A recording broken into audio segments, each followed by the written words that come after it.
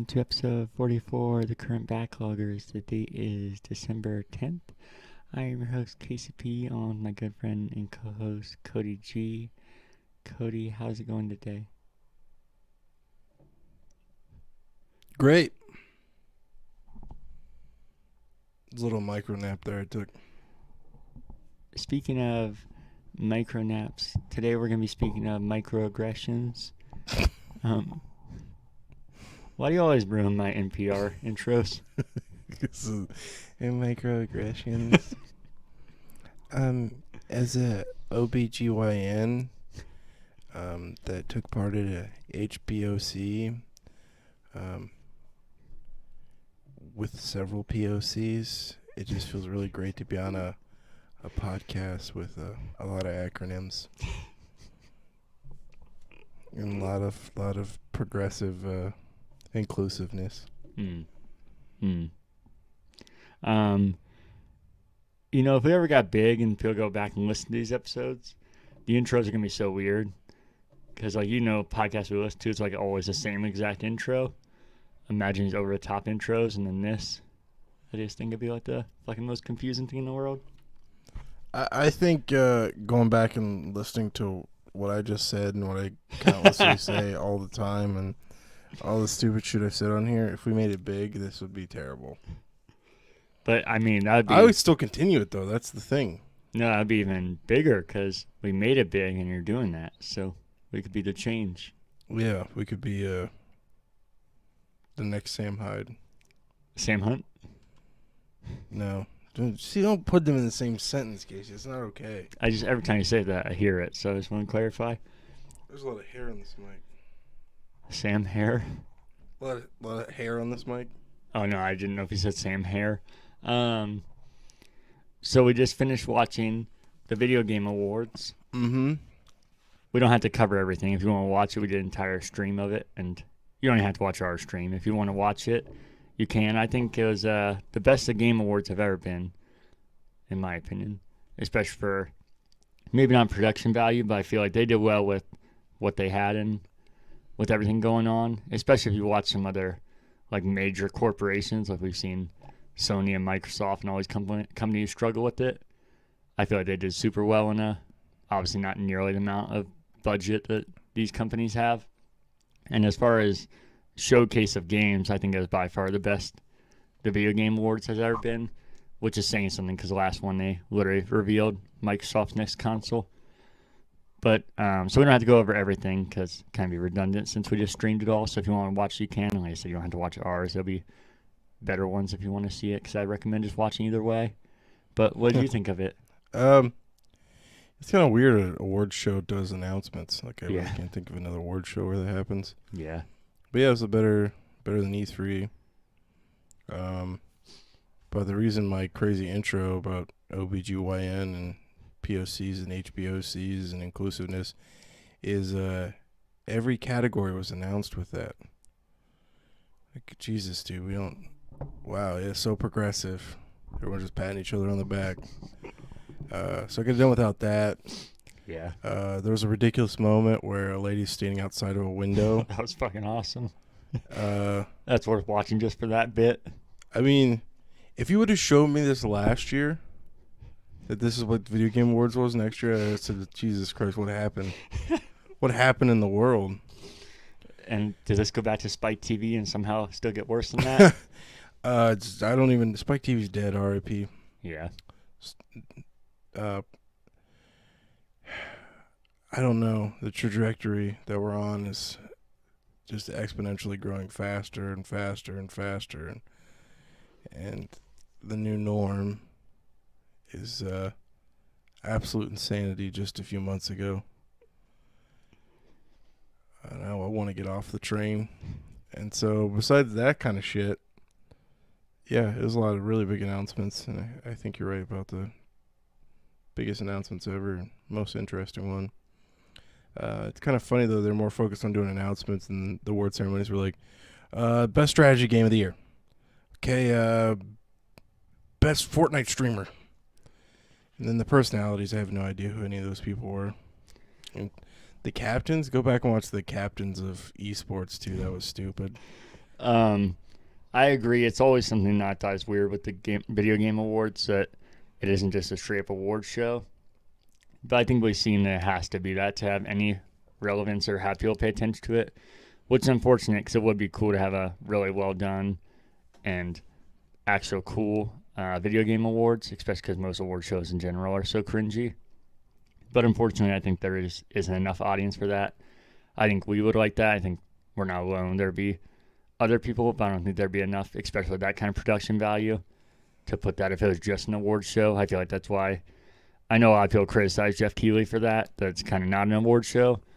But I feel like that's kind of ignoring the fact that I don't think he could get away with a straight up award show if he did it. Mm-hmm.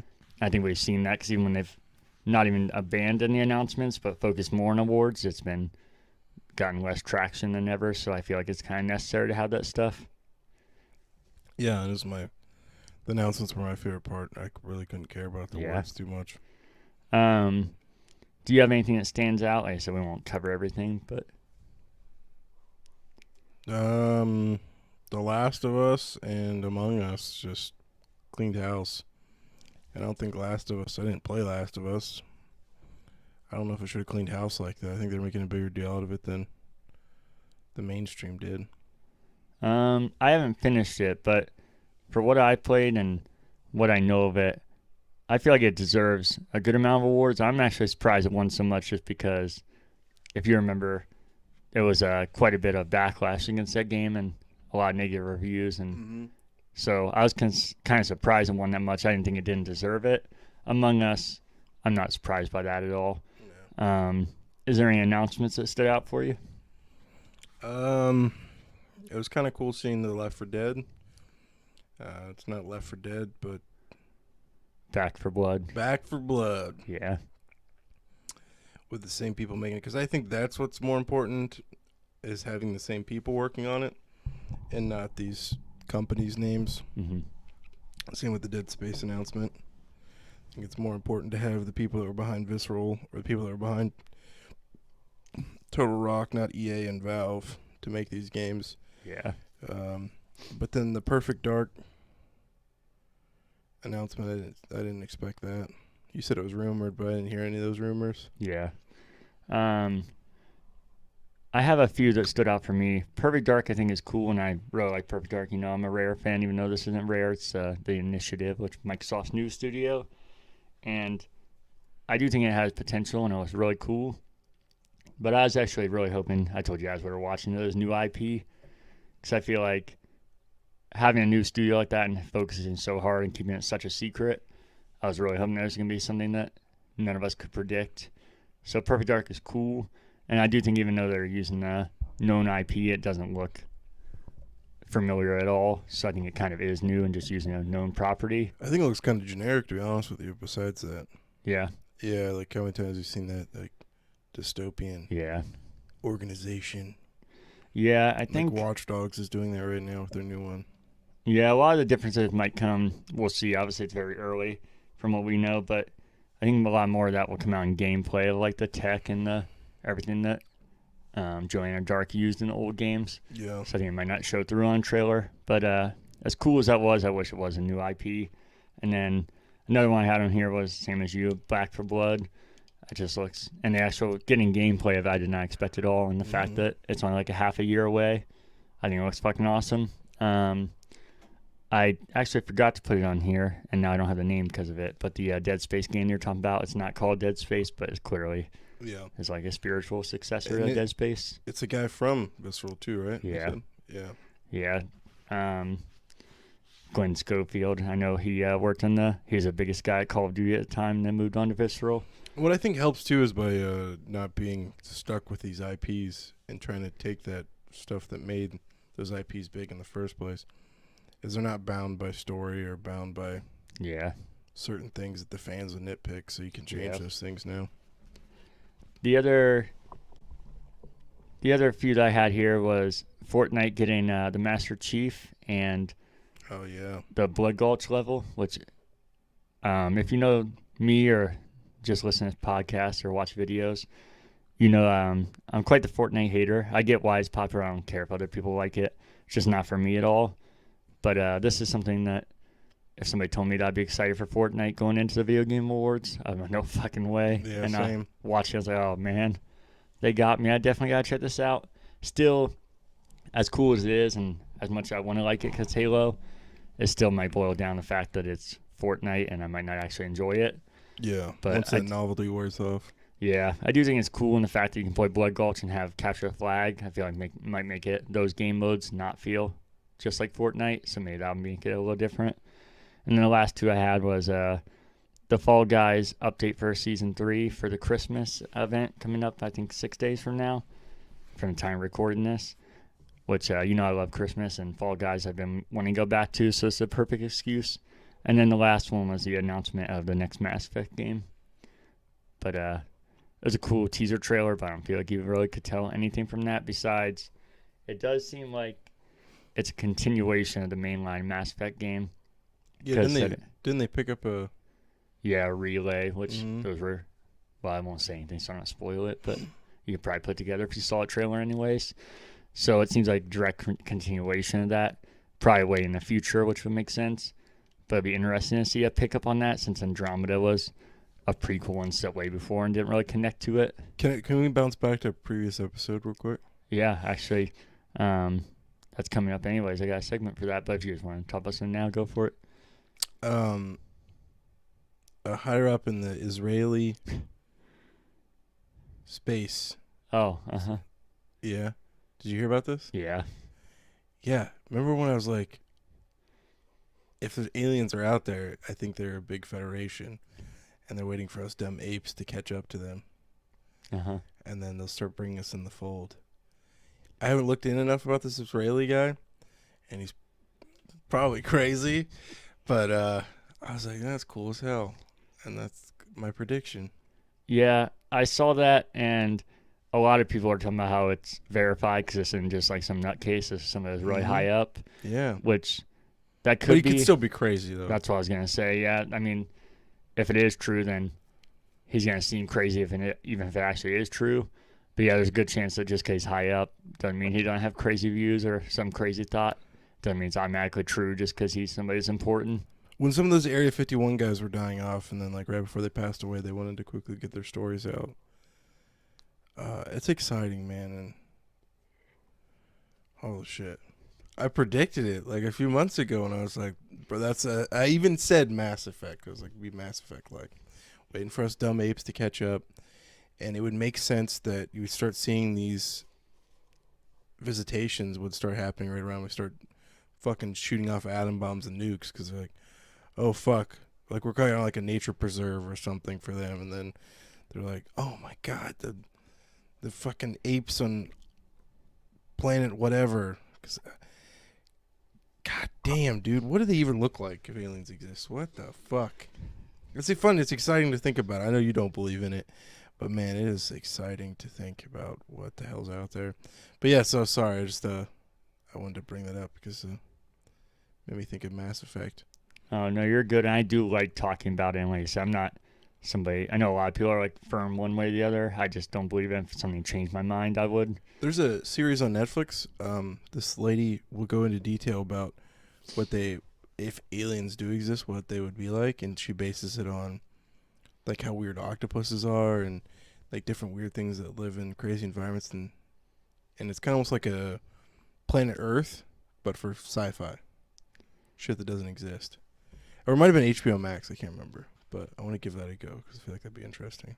So if it is creatures like that, how are we? How's this federation working? How's communication happening? Are we just like? I'm sure if they have the Federation, they can travel light speeds. They have some sort of technology to translate their thoughts and feelings. And who knows how they communicate? It could be like whales, where we think like, oh wow, listen to the whales, but really the whales are having like full blown conversations.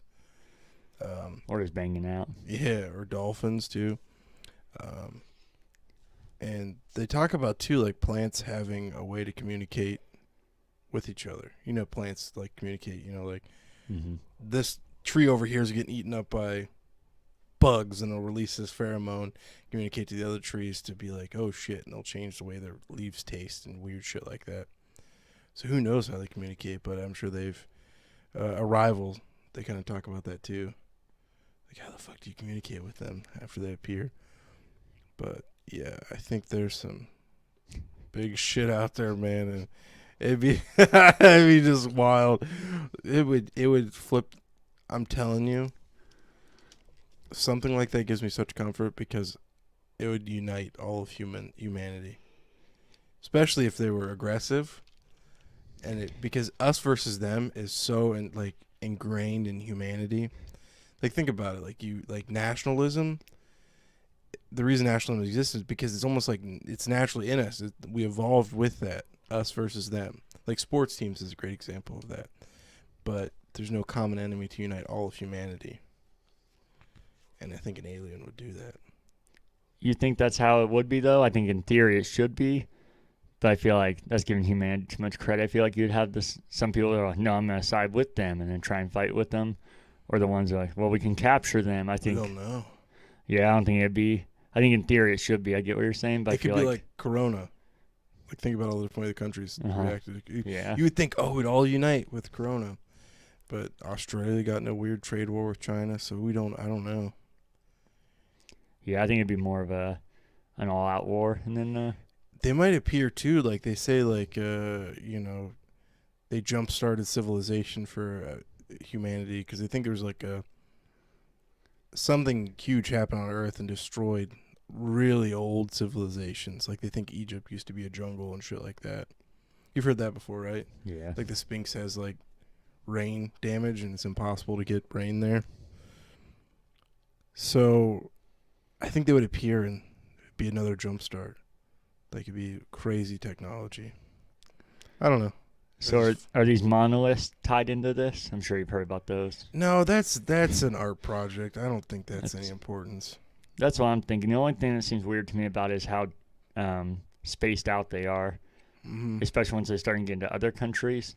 Yeah. And not just the U.S. But then, I mean, you could also, if somebody really wanted to freak people out or do this as like some publicity stunt, you can make sure that you know people all around the world to be like, well, if they put one here, then they're going to be, wait, it can't be just people playing a prank because they put it all over the world. Yeah. And the monoliths are like metal that we know of and have. And yeah. It's nothing too crazy. Did you see the idiots that tore one down or like, God and Jesus and stuff like that and tore it down? That'd be my biggest issue if aliens did appear. The amount of people that would like, oh my God, God doesn't exist now. That's why I think that there's be all-out war. Even if they're coming in peace or coming in war or whatever, you just have so many different views and so many different thoughts about it. Well, think about the island, the uncontacted tribes all around the world, and that island off of India with that tribe, the uncontacted tribe there, that like throw spears at helicopters and kill people that come on the beach. That could be where we are right now, and like India has crazy laws protecting them. So the rest of the aliens could be like, guys, don't go, you can't go over there. But did you see the Pentagon is saying like, we do have aircraft from other.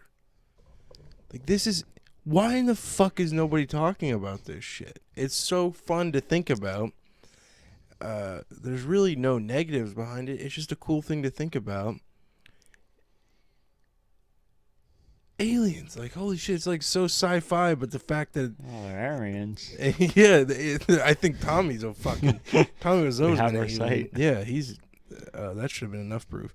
But it's exciting to think about. Like, why can't we all shut the fuck up about politics and UFO or coronavirus for a second and talk about the government just admitted to having spaceships from another, like, they don't know where they came from. I still think low down, I think it's like the Russians or the Chinese. They want to make sure they don't have this technology. It's just fun to think about, dude. It's like, how the fuck are we still just so focused on horse shit? And you got this really cool stuff that's going on over here. Also, man, imagine being a scientist like a Bob Lazar, but a Bob Lazar in height. Like, you can't talk about it. Like, you've seen some crazy shit and you can't say anything. And you think, like, there's someone eventually will leak it. And it's like, yeah, Bob Lazar did leak it. But then there's, like, Navy SEAL guys that know, like, national security. Like, I can't talk about these missions. So there wouldn't be any difference for those scientists. Yeah. And you have the scientists, like 10, 15 years ago that were passing away and were quickly doing interviews before they had terminal illnesses. It's like Mothman, or I forget what those are called. It's just fun to think about and talk about, and the fact that you have the government kind of admitting that this shit's going on, and they're in contact with Israel and America. But this sometimes is that propaganda? It's our biggest ally and us. We're the only ones in contact. We're the ones in contact with them. And the Soviet Union had that whole program of reporting UFOs, and they had casualties.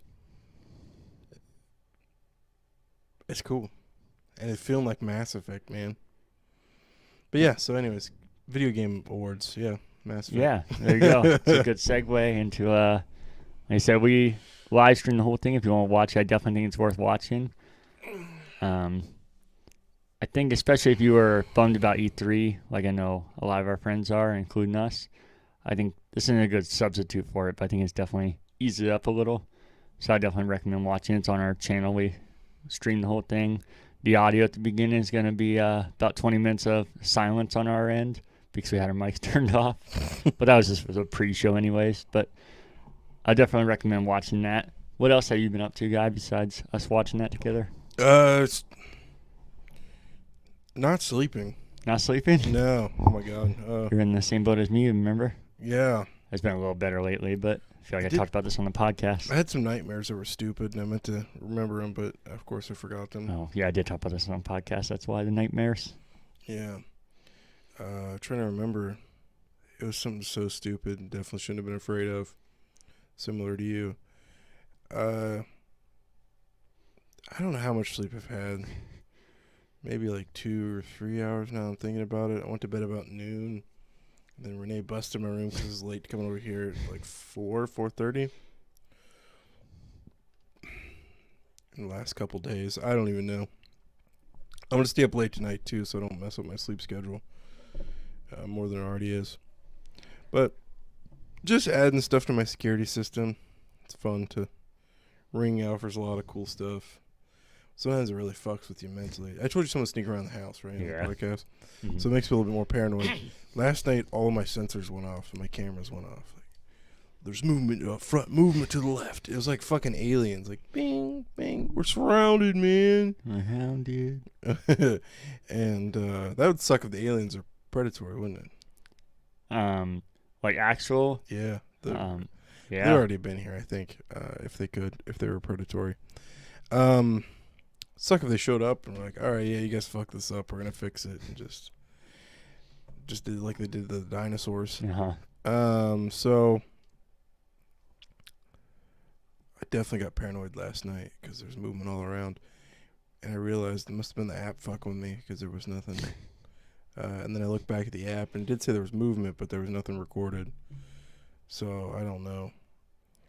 It also probably helps that I'm like on zero sleep and then running around my house, looking through windows and busting through doors. I have guns stashed all around my house too, random spots. I have a revolver I keep losing too. Losing?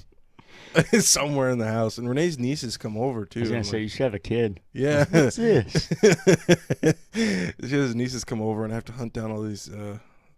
There's 3 guns? Yeah. 3 guns throughout the house I gotta put up. So, yeah, I'm clearly a paranoid person. Do you think the country would be safer without guns? And no one had guns? Yeah. Like 0 guns. Yeah. Yeah. Okay. But they're already out there. Yeah, no, I know. I was just trying to cause controversy, but yeah, if you boil it down to 0, I think it'd be hard to disagree. There'd be less violence, but for sure. I know that's not the debate. We just find swords and shit. Everybody have a sword. They would be talking about swords. Shit, what was I talking about? Yeah, so just working on that and finished putting away a bunch of DVDs that I bought A few weeks ago, I'd mentioned like the fucking 100 DVDs. Mm-hmm. Scanned all the new video games, put those in, and just eBay stuff. But besides that, that's it. Nice. Work. That's what I was going to start with. Work and working a lot of overtime again because I've been offering double overtime. So I've been taking a lot of that. And then besides that, I've been up to a decent amount this week, mostly Christmas stuff. You know how much I love Christmas. So been trying to do as much as I can, especially with so many things being different, everything getting canceled and not feeling like not just Christmas, but everything, but especially Christmas. So we went to, have you ever been to the Renaissance Festival? Yeah. They canceled the Renaissance Festival because they cancel everything. Mm-hmm. But they set it up as a big like castle with Christmas lights and like a old time like Christmas festival and market there. Oh, wow. So could you walk around that? Yeah. How is it different from the Renaissance Festival? I don't think it is.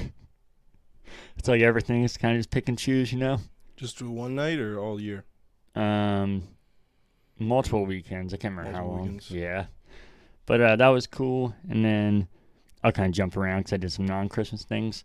On the way home from there, we stopped in Cincinnati and went to Slim Chickens, which is a terrible name, but it's like a way better version of Raising Cane's. I think I told you about it. Forever in Cincinnati again, we got to try it. You would like it. Then we got our Christmas tree. You probably saw it upstairs. We went and picked it out with my family and set it up, and that's some of the best stuff doing that. And then I went to the Columbus Mavericks game. I think you saw me posting about it, which is hockey, and being able to see sports in person alone was already.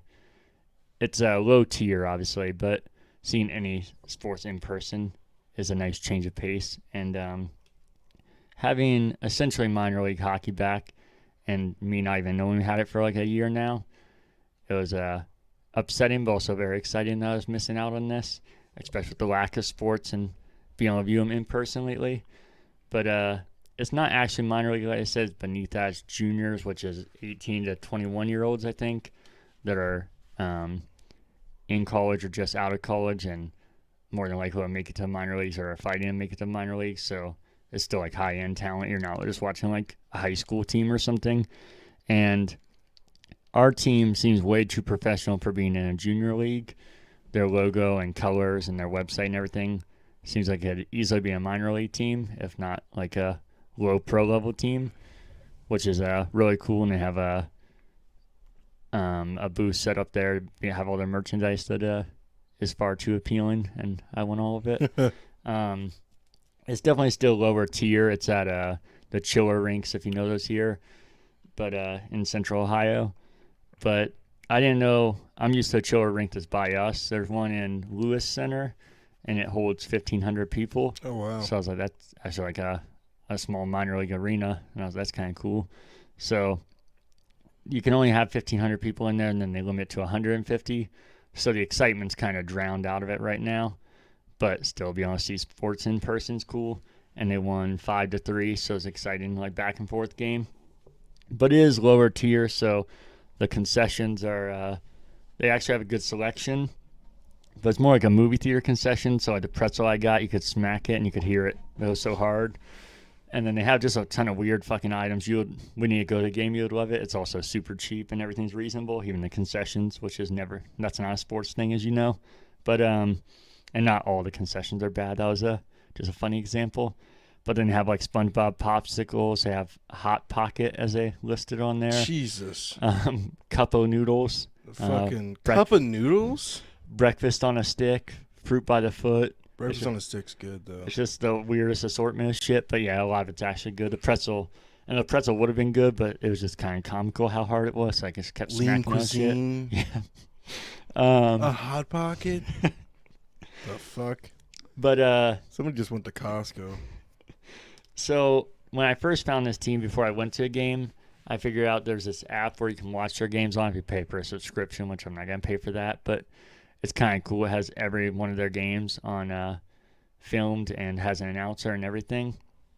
But the announcer gets way too into it, and he does the things that I do jokingly. I'm gonna embarrass myself in the podcast just for it.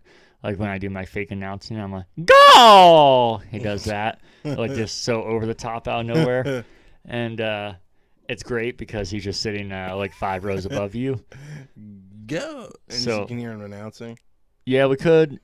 We were a little farther up because we could pretty much just like got right next to the ice, which is another cool part because you can just be like as close as you can. So he was a little ahead of us, but so you can hear him, but we were a little too far ahead. But it was great because you would just not hear him at all, and then you hear announcements like that out of nowhere, and it would be very funny. And then the reason I brought up the TV app thing is because I was watching one of the games. I signed up for the 1 month just so I could see. I'm just not going to keep paying for it because it's too expensive to pay for something like that. But so I was watching it, and this would be your favorite part of it. It's obviously low budget, and they go live like an hour before they actually start announcing the game, but they just leave their mics on and just have small talk, and they know it's on. It's not like a one-time thing. Every game was like this that I looked at because you can go back and watch games. It's like on demand, which is kind of cool. You can just watch every old game of theirs. But like one of the games, they're just having small talk, and then he got like super pissed, and he was like, "God, this is the worst thing I've ever heard in my life." And then the other announcer was like, I like this song." And he's like, "Not the song, the sound system. The sound system is a joke here. It's the worst thing I've ever heard." Holy cow, And man. then I got there, and it was entirely too loud. But I was like, this sounds pretty good. They were playing generic, like, top 40s music, but it sounded really good. And I was like, now I'm even more confused. But then I think what it was that was the music was good, but then when they actually had to use their microphones, it sounded like they were from the 1940s. And I think that's probably what he's pissed off about. And the best part was, like I said, the good sound quality. And I was like, is this guy high? And then hearing the first time I heard it was them saying, "Please rise" for a national anthem. Oh, God. And it was like probably 30 seconds of dead silent after he said that, and everybody's kind of looking around. And then people would start laughing, and then just go back to silent, and then like 10 seconds of silence, people keep laughing. This happened for like 2 minutes, and then actually for like a minute, and then he came on. "Sorry, having trouble finding the national anthem. Bear with me." And then it was like a minute of that again. Maybe they're protesting. Yeah. Then it was funny because right before that I said I was going to take a knee, and then that happened. So yeah, I kind of fed into it. And it'd be more embarrassing if somebody took a knee and just no national anthem.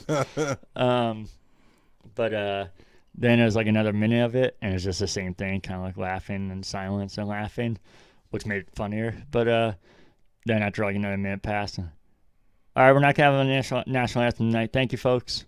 And Whoa. and because he clearly couldn't find the audio file, so like halfway through the game, they're playing, I think it was actually this one, I was going to say one, but they kept playing "Bad Guy" by Billie Eilish. And then in the middle of it, the national anthem started and then completely cut out. So I think he found the audio clip. Oh, shit. Well, I got it for next game. So like I said, you can definitely tell it's low budget, but I feel like for it being low budget, I think they're putting a lot of effort and support behind it, which is cool. And also, the nice thing about being low budget is it's next to nothing to be able to attend it. So we should go to a game. I think you like it a lot. And Yeah, I'm down. Ryan's kept commenting. He said that'd be your favorite part, just seeing the cringiness and the things falling apart around it. And but the hockey itself is entertaining. The really old microphones. Yeah. 1942, Japan surrenders to Truman. Or 1945. I can't. Yeah. Jesus Christ, what a joke. That was cringe. Yeah, man, I'd be down to check it out. Okay. Fucking Hot Pockets and breakfast on a stick. Cup of noodles and Hot Pockets. Yeah, the more I looked at the menu, the more confused I was. But I was like, this is great.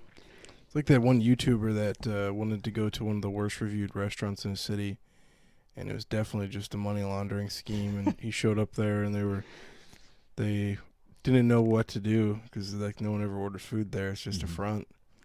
So they literally just took like lean cuisines and microwaved them and gave them to him. Oh my God. Charged him for it. Uh-huh. That's what this reminds me of. Is it also like you ever go to high school sporting events? A couple of them. Yeah, like where it's like the mom's running the snack stands. Not that they were employees, but I feel like definitely majority of the crowd was probably family members, which is another thing that's different than live sports. You can't be like, oh, this guy's a fucking idiot or something, because then the person might be like 5 feet away from me. I mean, you can, but I was like, I should probably watch saying stuff too much, aside from like commentating on hockey. I don't want to be a douchebag with probably family members sitting next to me. Um, but So all these guys undrafted? yeah, at the moment, and then like I said, not all of them are going to go, but definitely some of them have the skill and potential to progress from there. It's not just like that's their last stage. So you're still seeing talented hockey, definitely. And I think the thing that stands out more about, even though it's low budget and ours seem more professional, I think it stands out even more when you see some of the other teams in this league.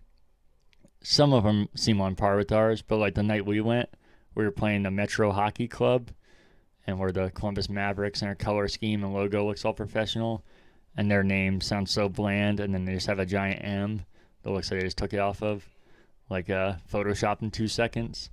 So I think that's another thing that helps stand out. Where are they from? They're from Michigan, so it made it even easier Yes. to make fun of them. Is that why you went that night? No, I had to look up where they're from. I was curious, so I didn't know that. That was a night that worked out. Nice. Besides that, the only things I've been up to. How'd you find them? It was on social media. I'm trying to remember how they popped. I wasn't searching something. I don't know if it was sponsored or somebody else posted about it. And I was, what the hell is that? So it was kind of cool to just pop up like that.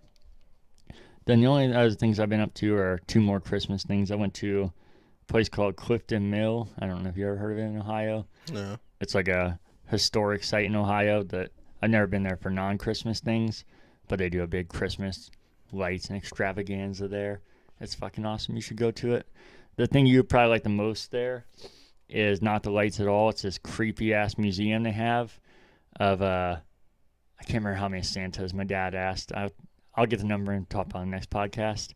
But they have a shitload of Santas that they've collected just from all different years, and it's just this weird house that you walk through, and it's just a ton of fucking Santas everywhere, and there's so many creepy ones, and these things look like they're straight out of nightmares. Oh, that's awesome. Yeah, so you should check it out. The lights, they do like a synchronized light show and have all kinds of stuff, but I think the museum will be your favorite part. And then the only other thing I did was Fantasy of Lights, which is a drive-through light show. I don't know if you've been to that. It's in Delaware, Ohio, obviously. No. It's been a thing I went to as a kid, so I do every year, but it's cool to just be able to drive through and see the lights, and they have a Christmas music station. You turn to it, and then like synchronizes with it. We used to go to one in Canton like that. Oh, did you? Yeah. Okay. That's all I've been up to this week. Do you have anything from that you forgot about from the weeks before, or weeks before? No. You know, I was late today. Wasn't on the last podcast, and we did one online the week before that, right? Mm-hmm. You need to choose better co-hosts. I was just fucking real flaky. Hey, we still haven't fully missed a week yet somehow, though, which I didn't think would happen. So you're the backbone of this operation, Casey. I'm I'm saying shit over here that's going to get us canceled, and talking about aliens and hiding handguns and shotguns all around my house. So, yeah. So thank you for being the backbone. Oh, you're welcome, and I'm glad you said thankful. I can segue into the thing that I was going to talk about next. That I meant to talk about 2 weeks ago, it would have been, I think. Uh-huh. Yeah. And that's things that we're thankful for in gaming, or things that, maybe I should have gave you a heads up on this, but just anything in games that you're thankful for, like different genres, or what games have brought to you, or What I'm thankful for. Thankful for you. And gaming. me and gaming. Mm-hmm. I'm just really thankful for the OBGYNs I and fucking hate you. POCs. You're not thankful for POC. You got all triggered when we were playing Game of the Year Coffee Talk and had I don't POC. think so. Dude, I'm all about the POCs. You are? Yeah. And the HBOCUs. I don't even know what these fucking... Historically Black Oh, that one. College University, HBCU. Um, I'm just really appreciative of just being so inclusive with gaming right now. It's a good time for Latinx too in gaming. Hold on, I'm trying to hit all my bases here.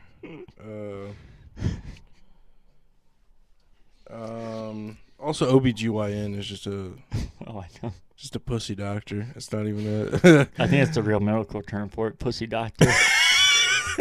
Yes, I'm a pussy doctor. Come on in. Could you imagine? Could you imagine? That's got to be a badge. You think it'd be great? Like, oh, that's got to be a cool job. Doubt it. Doubt it.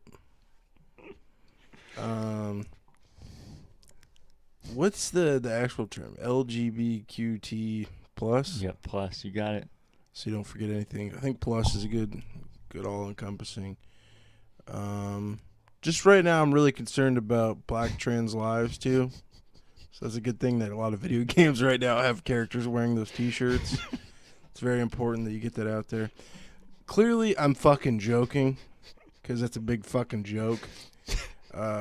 If you honestly think for 2 seconds that any of these corporations care about you, you're high as a goddamn kite. I'm trying to remember what else. I'm really happy about the handicapped people out there that have arachnophobia. The Video Game Awards had arachnophobia down as a fucking handicap. Dude, this is where we're at, Casey. You're handicapped, technically. I did talk about that, how I couldn't play that game on a couple of months ago's podcast. Well, see, you should be happy as a handicap. It's a disability. I didn't say it's a handicap. It's a disability. It's the big fucking disability handicap for you and the HBOCs. Even with me admitting that I couldn't play that game, I don't know how something that is literally classified as a phobia is thrown in as a disability. The term arachnophobia means it's not a disability. I think they literally just ran out of shit, man. But seeing the spider disappear was quite satisfying. Trying to think what else. I'm just really AOC. When she got on there, I was a real thankful and really appreciative of that. When she was you weren't sus at all? No, dude, I wasn't sus at all because she was collecting money for defense lawyers for people getting evicted from their homes. Because, it's the landlord's job to pay their mortgage. That's where Ryan's going to comment something. Well, I mean, how the fuck do you expect the landlords to pay their own mortgages? I mean, it's fucking insane. She's literally out there collecting money right now for defense lawyers to defend people and they're getting evicted. How in the fuck are these companies supposed to? And most landlords own maybe one or two homes.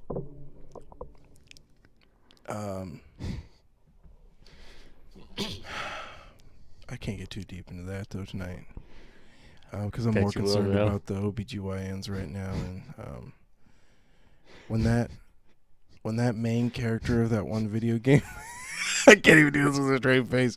When that main character of that one video game, when Marcus Phoenix grabbed his all black Trans Lives Matter armor and put it on his body and fought grunts. Mm-hmm. My thankfulness was through the fucking roof, Casey. Me too. I was like, a Gears and Halo crossover. That's fucking amazing. Yeah. When he put on that fucking when Master Chief, I thought it was Marcus, grabbed his rifle and looked at the camera and said, "This is for all the Latinx out there and HBOCs," and then killed all those Covenant guys. Fuck, dude. I was so thankful I was shaking, Casey. Oh, through the roof. Just the excitement for gaming right now, man. I tell you what. Yeah. Yeah. Yeah. Oh, and Just Cause Mobile. Whew. Real thankful for that one, too. Oh, the one game where it's a little girl running through woods with music, with classical music playing or some sort of music playing, and she's running through the woods, with like a retro bit graphics. Mm-hmm. So thankful for those. How many did they advertise tonight? There was like 4 or 5 of those. I think 5. Not that I was counting, but I feel like that's a rough estimate. Oh man, just real thankful right now. What are you thankful for, bud? You better say HBOCs and OBGYNs and LGBTQT plus. Dude, this world, man, we're on it. We're on it right now, brother. What are you thankful for? You say you didn't get much sleep, right? Oh, just absolutely zero sleep. I think it's showing through right now. Well, also, I feel like you asked me like 4 times, you sure you want to do this podcast? Now I'm like, yeah, hell yeah, I want to do this podcast. But once I sleep like 15 hours and wake up out of a coma, I'll be like, what the fuck did I do? But yeah, what are you thankful for? Well, can I follow it up without saying those things? I feel like, I believe those things, but I feel like you covered all of our bases Oh, right, yeah, for both 100%, of us. brother. Don't even worry. Okay. Don't even worry. I feel like I'm still worrying because immediately before You that, want me to give an honest answer for it? I feel like it's going to be a joke. No, this is the truth. Okay. I'm really fucking thankful for my external hard drive. Yeah? Yeah, we'll get in that in pickups, but that thing, I've had it for That's a game since changer, Tuesday. literally. Yeah. Oh my God. Had it since Tuesday. Just constantly downloading stuff on it since I've gotten it. I love it. Where you're going to be sad is if you fill it up because you got 2 terabyte, right? Yeah. I mean, it's still a lot, but I have 4 terabyte and I'm not close to filling it up. I just keep looking at it. I'm like, oh my God. If I fill this up, I'm just going to be sad because this just seemed like infinite memory. Yeah. But we know how games are now. You're talking about gaming in general, right? Uh-huh. I'm thankful for it keeps friendships in contact, even if like people that moved across the country from me. I still hang out with from high school 10 years ago that we get on a game, and it's a good way to bond and keep friendships alive. Definitely, that was going to be one of mine, unless you have anything else. I don't know if I should even ask that. Might be a trap there. Just fucking... I don't know, man. I feel like I covered everything.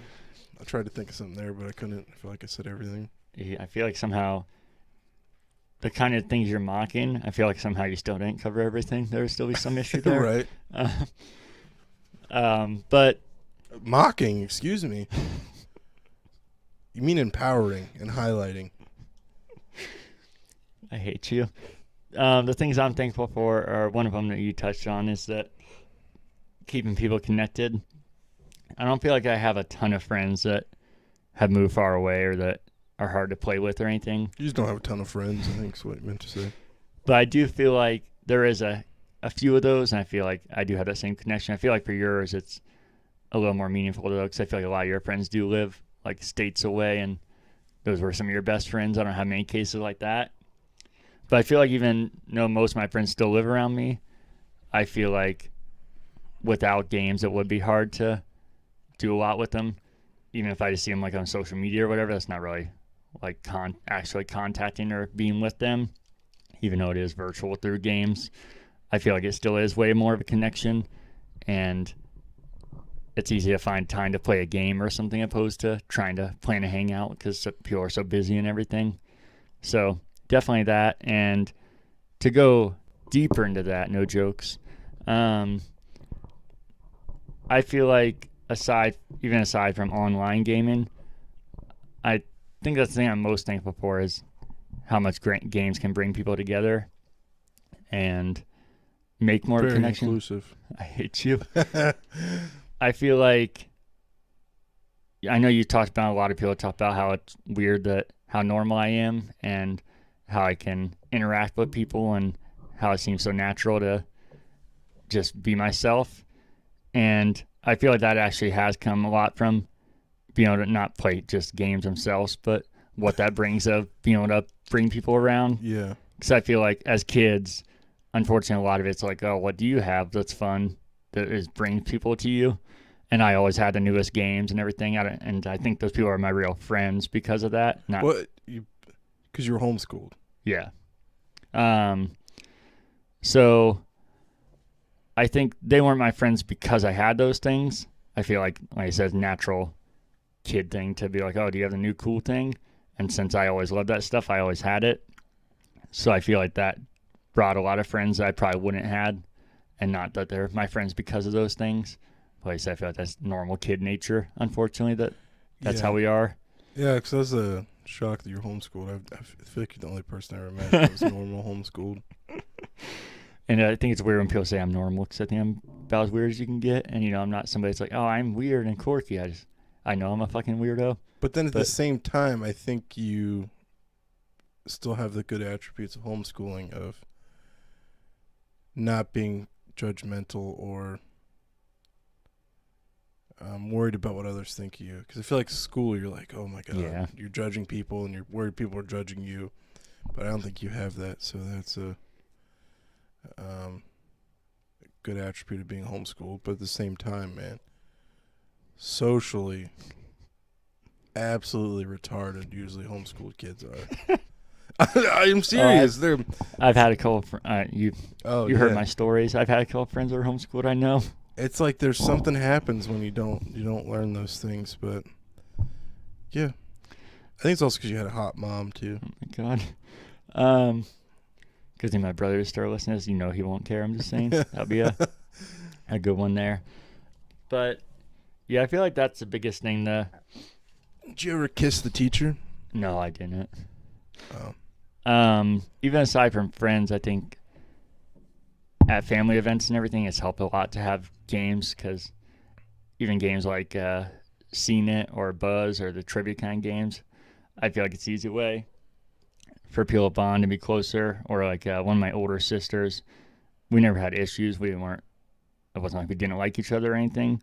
But I remember she had something personal in her life go on, and she moved back in the house. And like I said, we were never really separated from each other. But I remember always playing Rock Band together, and that bringing us way closer, even though we weren't like hating each other or anything. I don't think we were actually close.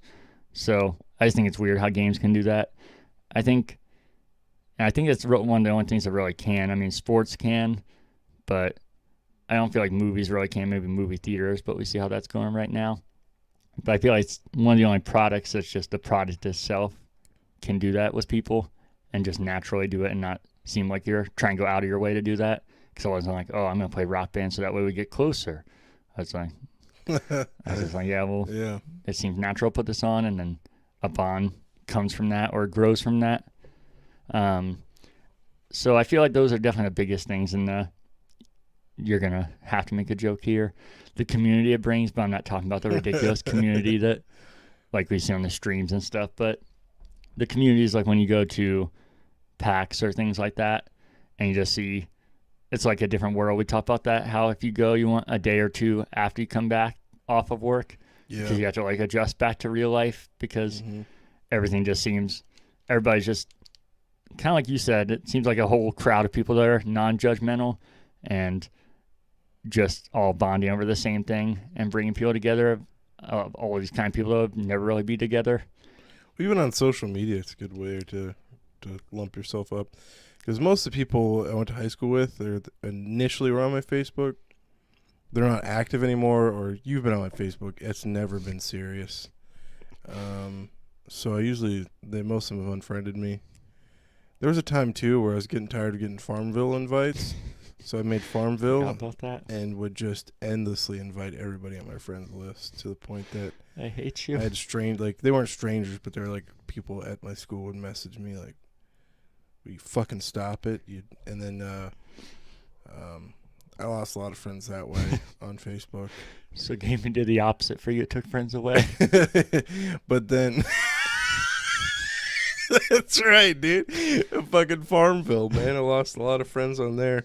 But if you're not sending me Farmville requests, are we really friends? So really gaming was like kind of the calling or the filter of the real friends. Yeah. My blueberry bushes and stuff. But so mostly on there's like YouTube video game people I've met, through that and added on there, which has been great because they're way more interesting.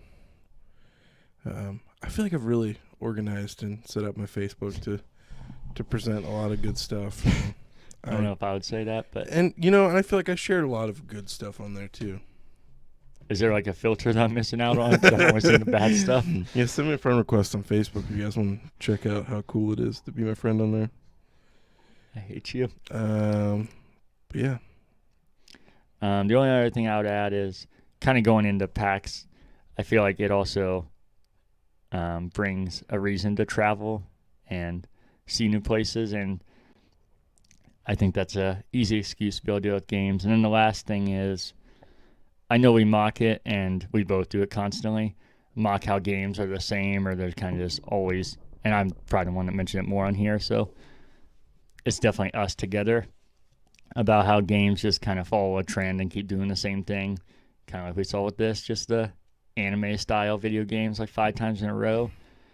And even though that obviously does happen, because like I said, I call it myself, I feel like if you look at games broadly, I don't feel like there's ever been, I don't know how to say it without you making a joke, more diverse selection of games if you actually look all around. I feel like it's easy to make fun of how there's a ton of sports games or shooters or these over-the-top anime games, but I think if you really look at games and how fucking vast games are with, like you said, things on Facebook and phones and handhelds and consoles, and then the genre of games, I feel like there really hasn't been any more diversity as far as how games are, which I think is awesome, because even, like I said, just getting the same game over and over gets fucking annoying.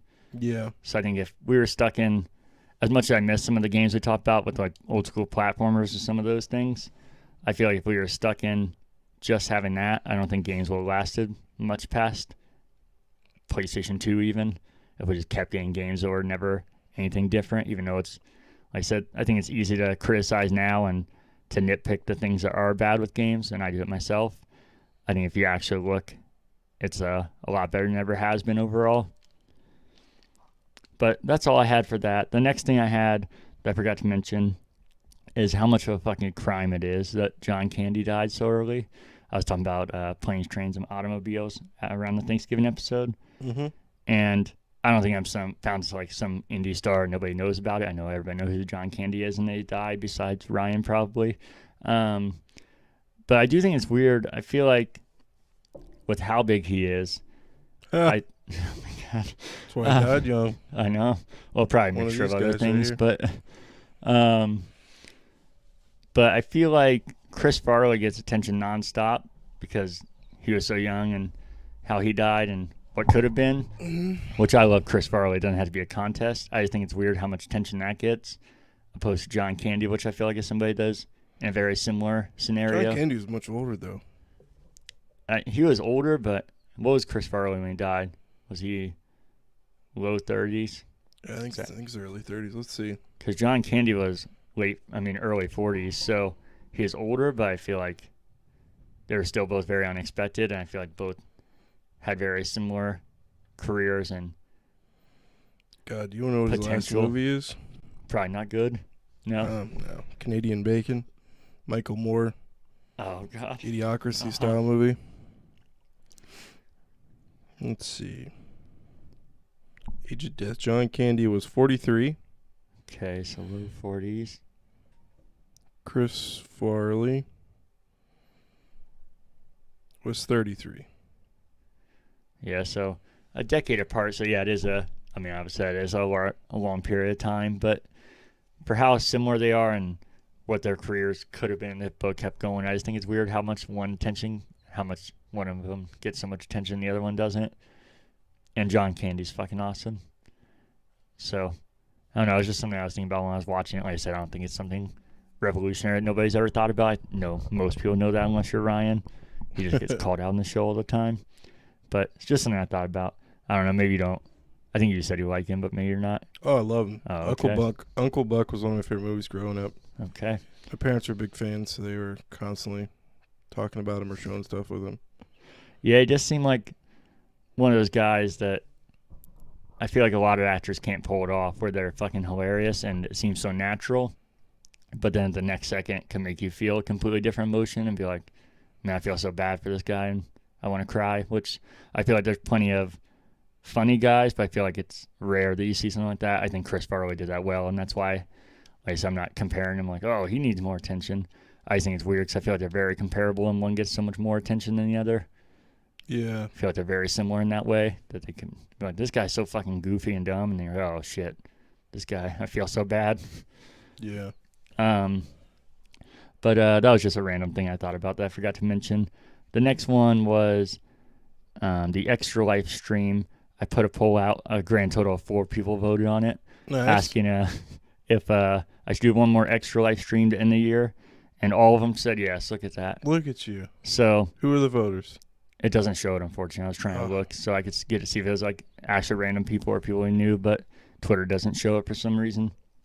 But so everybody said yes. I'm going to do one more, but I'm trying to figure out if I want to do a Christmas one before Christmas or maybe in between Christmas and New Year's for like an end of the year kind of thing. So I'm trying to figure that out, but I'll post about it. Or if it doesn't happen by next episode, I'll talk about it on here as well. But then I'm trying to think of what I or us, if you want to do it, should do for next year. Because like I said, they do it throughout the whole year. And we started like right at the end just for the game day. That's like the climax of it. But I do think it'd be cool maybe do for a whole year. But I don't want to be those annoying people that talk about nonstop and shove it down your throat. That's actually the reason I put the poll out. Wasn't to get attention. It was because I don't want to be those kind of people that just every time you turn on a product, they are pitching it to you. The only reason I do as much as we did is because it is for a good cause and for the reasons, obviously, with you. But I just don't want to be the people that you're just, oh, shut up. You know, we know you're doing this. So I'm thinking maybe for next year it'd be cool to do one stream every month. So that way it's only 12 streams a year. Or at least for the first 10 months, do one a month. And then once it gets to the game day month of November, maybe do more for that or a bigger one. I think that'd be a good balance of it. But we could talk about that if off air, as the kids say. And then the last thing I forgot was I meant to talk to you because of the Macy's parade. Did you probably saw my post on Facebook. Were you aware the Blue's Clues or Blue is a fucking girl? The Blue from Blue's Clues? No. Because everybody, did you see my post? Everybody calling me out, and like, that's always been a thing. Because I was like, when the hell did they change this? Because I thought this was some PC stuff happening. No. And I looked into it, and he always been a girl, or she has always been a girl. Damn. I was like, that is mind-blowing to me. And then everybody also chimed in, yeah, and Magenta is a girl or is a male. And I'm like, what? And that's not true. So people are just throwing shit in there, but Blue is actually a girl. I was about to bring up Magenta. Yeah.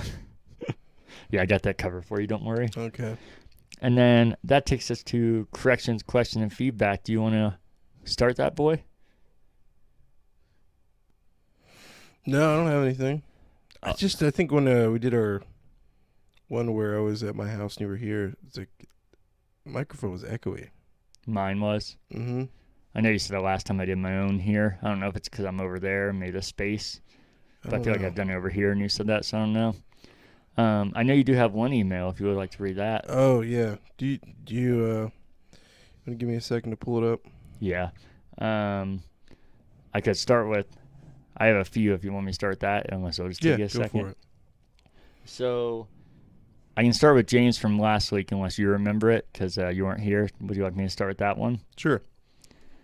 So he says, what is your favorite art style for games? Do you prefer realistic graphics, the more cartoony look, or retro pixel art style?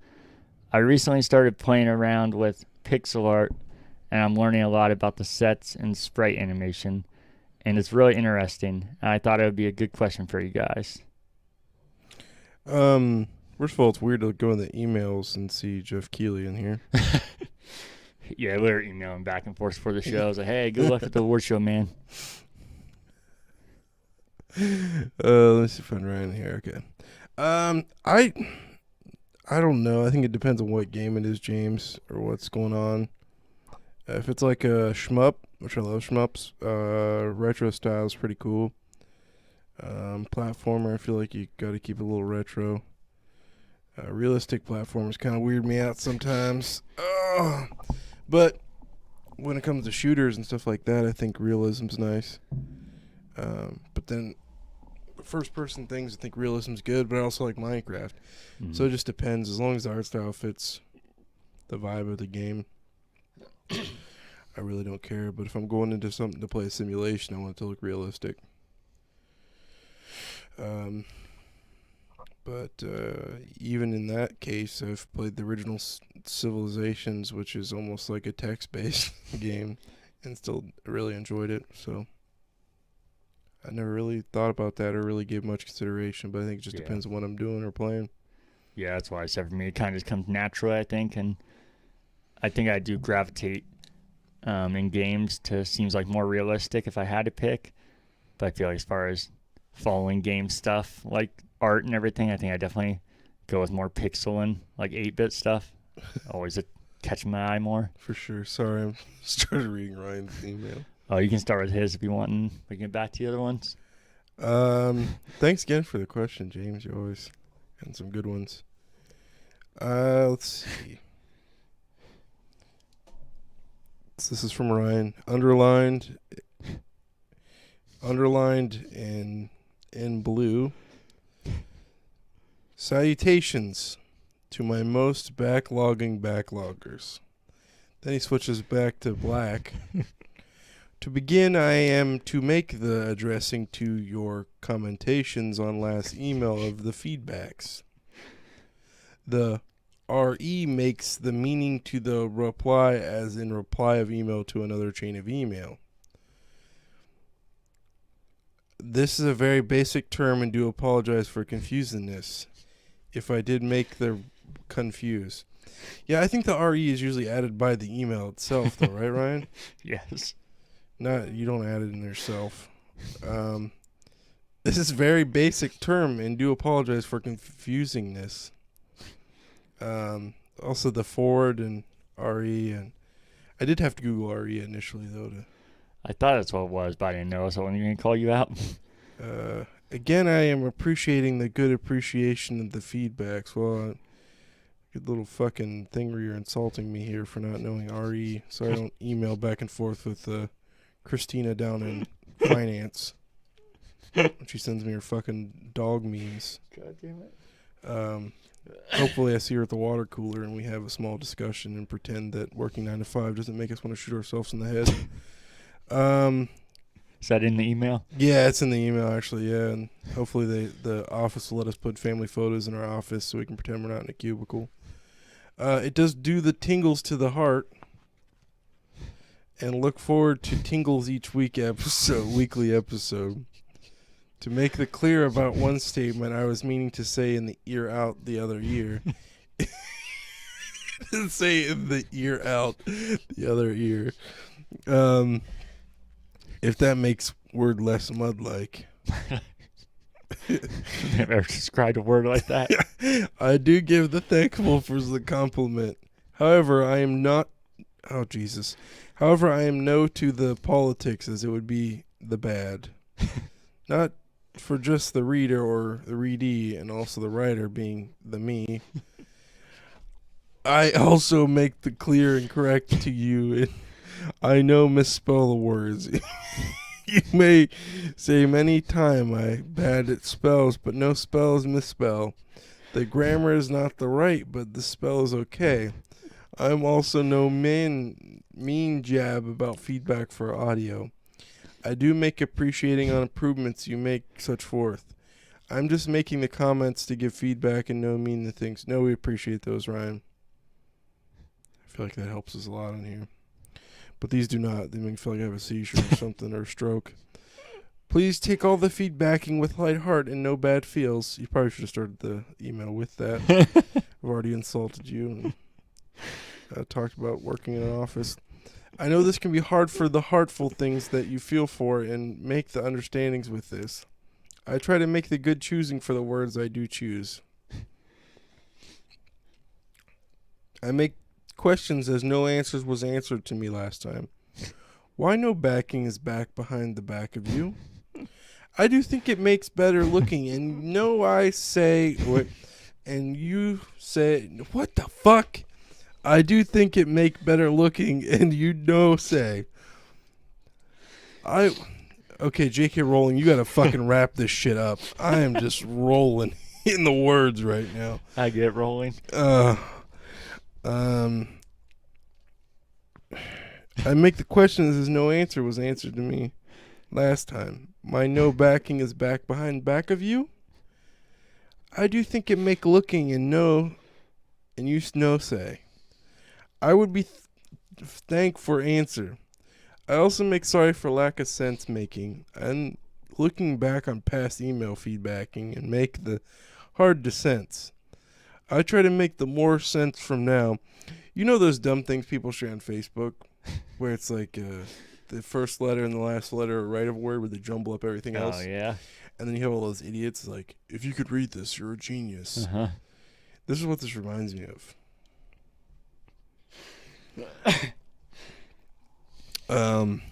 I try to make more sense from now. I try to clarify future speakings of words, and please read more better to get full sense. Or no? Please make answer. I make red like you say. Thank you too for your suggestion. That whole last sentence wasn't read. I would also make the clarifying. I am familiar with the character Dilbert. Of course you would be. You're pretty much Dilbert. When I would do the visiting with the mother of my father, we would make the reading of comics. I have no interest to reading all of them, as you make me say, but thank to you for suggest. A side note about the last email poem. It made to be unique to each person who makes the read. If you make understand, that is okay. Not all thing make meaning in this life. In a way that make meaning in absence of meaning. To leave you, I'm not reading this. Let's see what the fuck Google has to say this is.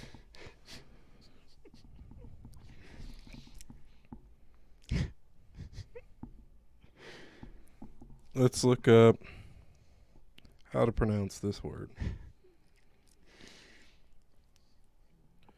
Didactic something. Let's see what we have to say here about this. Didactic. Oh, that's an ad. Good thing there's a 5-second ad on this fucking 5-second video.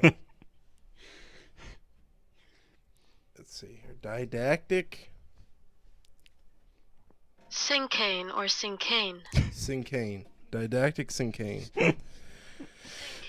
Shut up. A didactic syncane.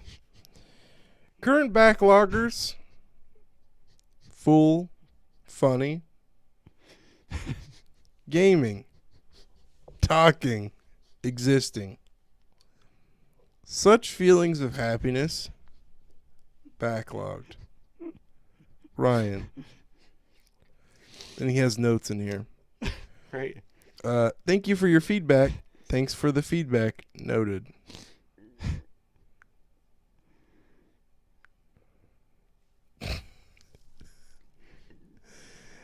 He has a RE attention urgent need the responding feedback email urgent attention required.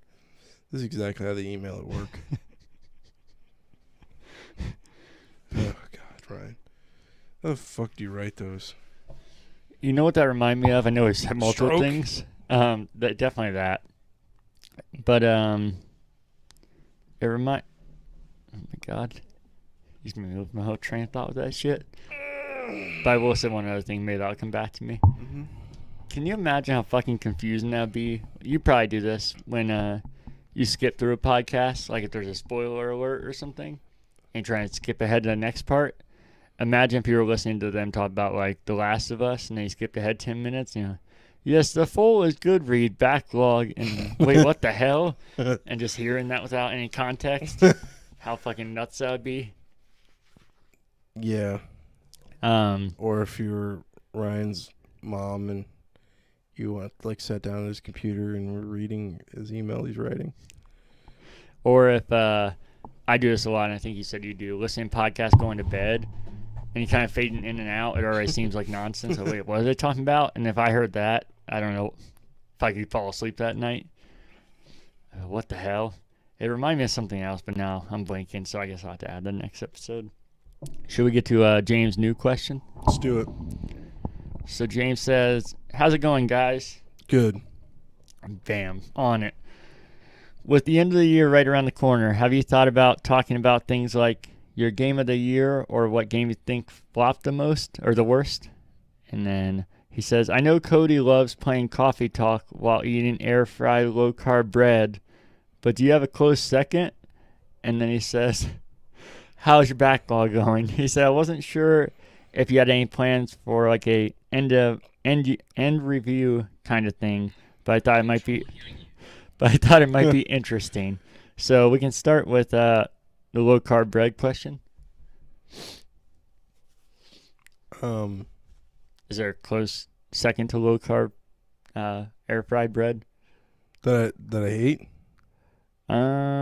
No, he said you love playing Coffee Talk while eating air-fried low-carb bread. So I think you love that. So what would be your second favorite is what he's asking. Oh, my second favorite? Yep. Game of the year so far? No, I think your second favorite item to eat while you're playing Coffee Talk. Cyanide. A bullet. That's pretty dark. They probably touch on that in Coffee Talk if you keep playing, though. Oh, definitely, man. And then we can go to the The next. only thing touching is the barrel of a gun to my forehead. That's what I said. I'm sure they And touch the on power suicide. button to the Xbox. Then we can. I feel like we talked about it on and off throughout the week, but he said, how's your backlog going? What, like, once we get into what things we played, it's been pretty good this week. Yeah. Yeah. Yeah, I don't know if he's talking about in general because I feel like we talked about it as the show goes on. Mine's going well. It could go better for sure. But also we keep buying stuff as we talked about on here. So, like I said, I think personally I've been doing way better, but I think there's just always, you can do more. And then the first thing he said was asking about if we had game of the year plans or end of the year thing. And we're definitely going to do a show about that. I was going to talk to you. I'm thinking maybe the last episode this month, we could do an episode where we talk about our nominations, and we could do up to 5 in each category. And then the first episode of the new year, we could do the awards and actually do it that way. Pick from our nominations from there. How's that sound Sounds good. Me and Cody have been talking about different categories, but not all of them are set yet. So if you guys have any recommendations for categories, even if you think we might have already said it, because we definitely could have missed obvious ones, you should recommend them to us. And I'm trying to think of a name for the award show so we can make it a yearly thing. So if you guys have any suggestions, let us know. And then the next email is from, I'm confused here. It says Nick Pugh, and then it says subject air fryer, which just seems to be a hot topic with you, bud. I forgot I complained about that on here. I think that's why James talked about the air fryer. Yeah. He says, hello. A friend recently told me about the podcast, and I've really been enjoying it. I also wanted to thank you for your continued support since I've been canceled by the, quote, lamestream media. I was curious of what your video game conspiracies might be. Is the Master Chief gay? Is the Mario World based off a mushroom trip? Is Animal Crossing set in Pedophile Island? Are the Call of Duty characters members of QAnon? Just a few that kick around my head, and I was curious of your thoughts on these and others. Sincerely yours, Alex Jones. But then it said it came from Nick Pugh, so that's where I'm confused. So Nick Pugh or Alex Jones, if you want to write in next week to clarify that, I'd appreciate it. But we can take these in order if you want. I just ripped hard ass. Oh, I've heard all of them and smelled some. The whole live stream we did for the Video Game Awards, too, I was just shitting my pants. So first we can start with, do you have any of your own video game conspiracy theories? Listen here. Right now, the Chinese globalists right now. Yeah, of course I have it. I have a really fucking big one about the Chinese and what's their company called again? Tencent. Yeah. Here's my 10 cents. Oh, that's not the same.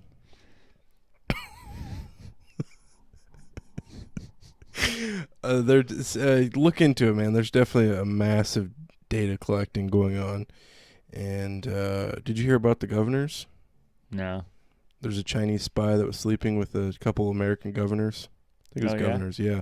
Look into it because the lamestream, thank you, Alex Jones, Nick, they won't talk about it. They're definitely a Chinese spy. There's Chinese spies sneaking on military bases. Oh, we're sorry, we didn't know we didn't know there's this road you weren't supposed to go down. Listen, we are at war with China, a proxy war, a Cold War, and with Russia as well. Not Russia as much, but definitely China. And it's definitely a huge data collecting going on with Tencent and TikTok. When I haven't touched these apps in forever, my phone's been restarted, all apps been cleared, and then I'm still seeing them like active in the background. It's a little nerve wracking when I have my spyware on my computer warning me about Tencent, the launcher on my computer. That's when I was like, holy shit, something's going on, and got rid of everything. It's probably too late. They probably already have a Cody file. You can look at what they're doing with the protesters in Hong Kong. They just arrested a bunch of them. There's mobile execution chambers, right? They have like vehicles they drive around and just pick up people, and they'll execute you for drugs, whatever. So, yeah, my big conspiracy is China. That's definitely a way to get into the Western societies through video games. So I think the Chinese have been fucking with us heavy through that technology in general. But, if we're talking video games, is Master Chief gay? So you don't have any other conspiracy of your own or any like game specific ones for getting It's possible. Okay, we can maybe revisit as we think. I think Master Chief, the Spartans are bred to be like asexual, right? Yeah. I don't know where this theory's coming from. Never heard of this. I don't think it's a theory, but we'll discuss all these theories. Somebody posted in the Facebook group the other day. They're like, "Hey, what's some of the like people you had crushes on in video games?" And someone put Cortana. I never did, which is weird with how much I like Halo because a lot of people did. Really? Oh yeah, that's like a kind of like a Princess Leia kind of thing for a lot of people like games. But yeah, I never did, and you know how much I love Halo, so yeah, for me that wasn't at all. What in the fuck, dude? It's like just. I get other video game characters are digital, but literally it's just Oh, I know. a little blue woman. What's attractive about that? Yeah, I don't know if it's just that her body, since it is a digital thing, is like the pristine, what a body should be. Ooh, But yeah, to me, I'm just like, that's my this body. is a digital, visual version of a digital thing. Fucking body of mine. That's real pristine. What's some more conspiracies I could get into? Besides being like a civilization rot, I think it's a really good way to. It's almost like fluoride, like a modern fluoride for some people. What is? Video games. Oh, video. Yeah, it could just mind rot you.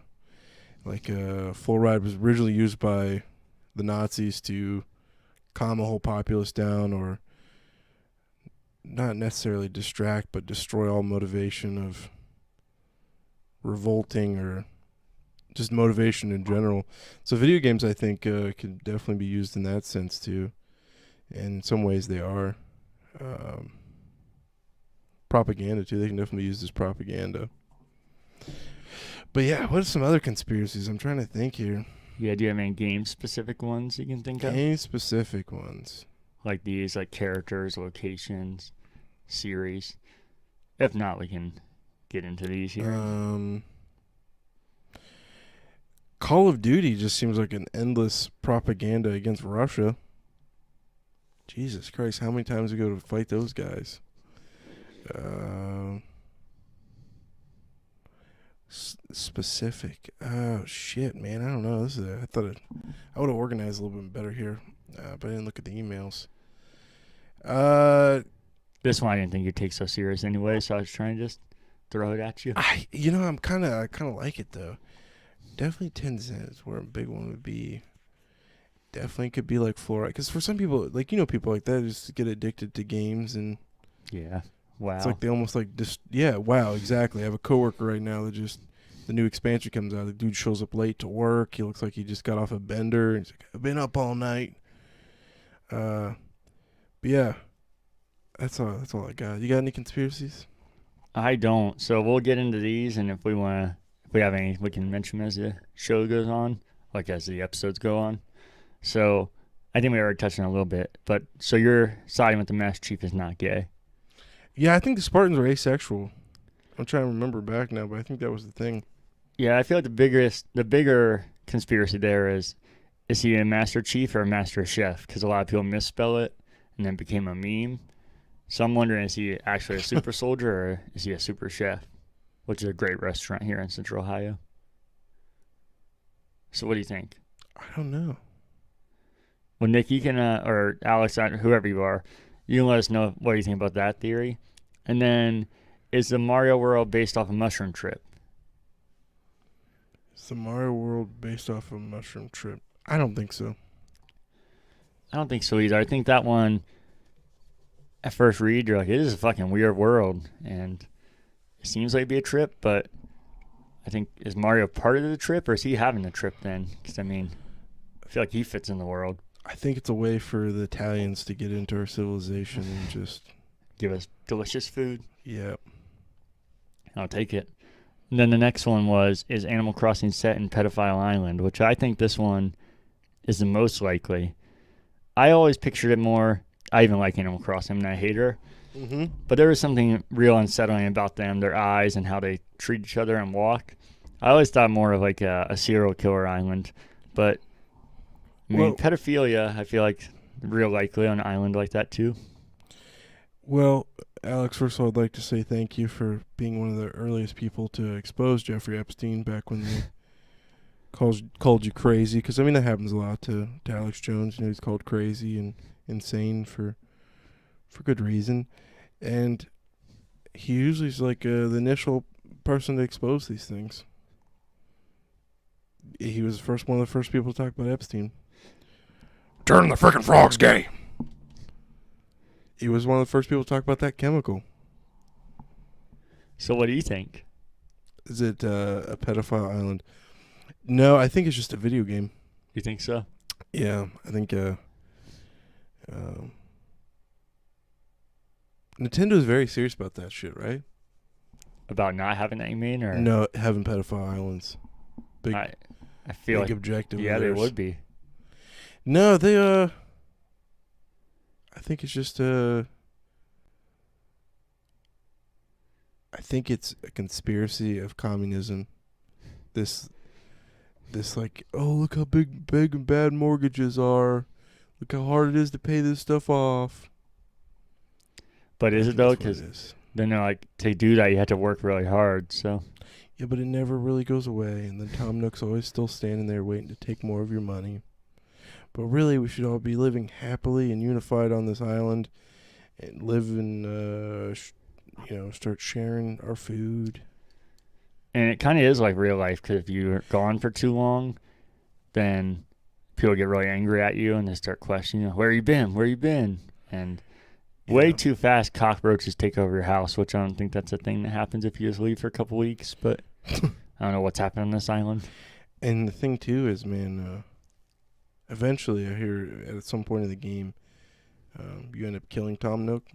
I don't think that's true. Like you kind of take over the whole government and economic system, and then you try to put in like a new farming thing in place of like a common cultivating situation, and just everybody ends up starving. It never really works out, and it destroys motivation, and there's no real reason to work or exist.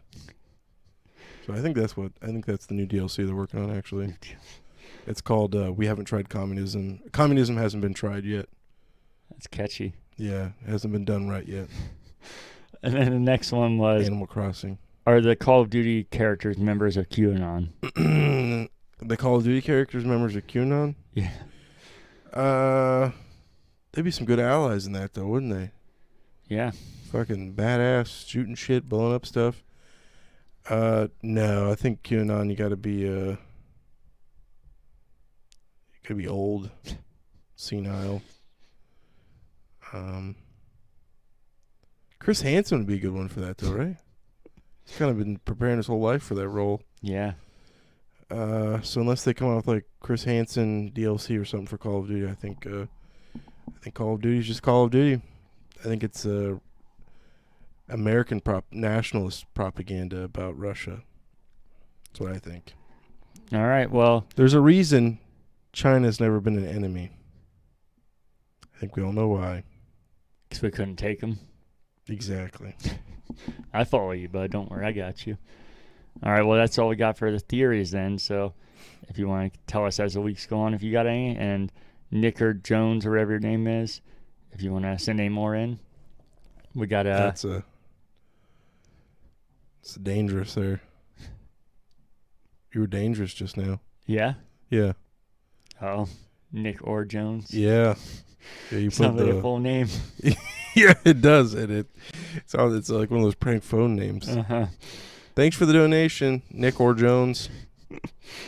Then the next question here comes from Danielle Dow. The subject is question for the dudes, and then it says, yes, this is a good one. says, "Hi dudes. So I was baking cookies today, and the recipe called for peanut butter. So I opened a fresh new jar, and it reminded me of when I was a kid, and actually believed when I opened a new jar of peanut butter, it meant I was going to have a good day. LOL. What kind of things did you believe as a kid that makes you laugh now?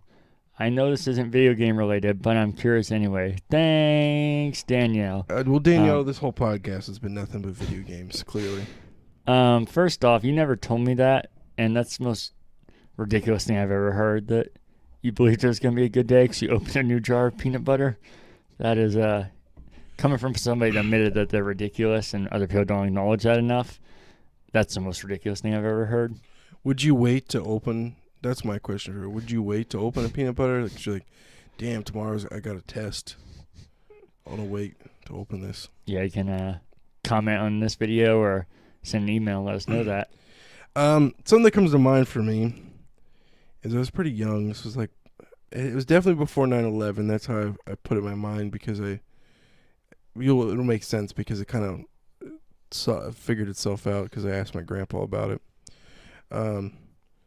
So I thought wars. I thought war was every country. You would have a whole army, and a guy would stand at the front and would go down a list of names, and would just call out like, all right, Cody Grove, and then you would come towards him, and then he would be like, all right, go on, and he'd push you out to the no man's land, and you go meet the other countries' guys, and you go fight out there, and I thought war was always happening. I didn't know that there was I thought every country always had to be doing this in the no man's land. But then I asked my grandpa about it because he was a veteran, so I wanted to ask him about it, and he thought it was the funniest thing in the world.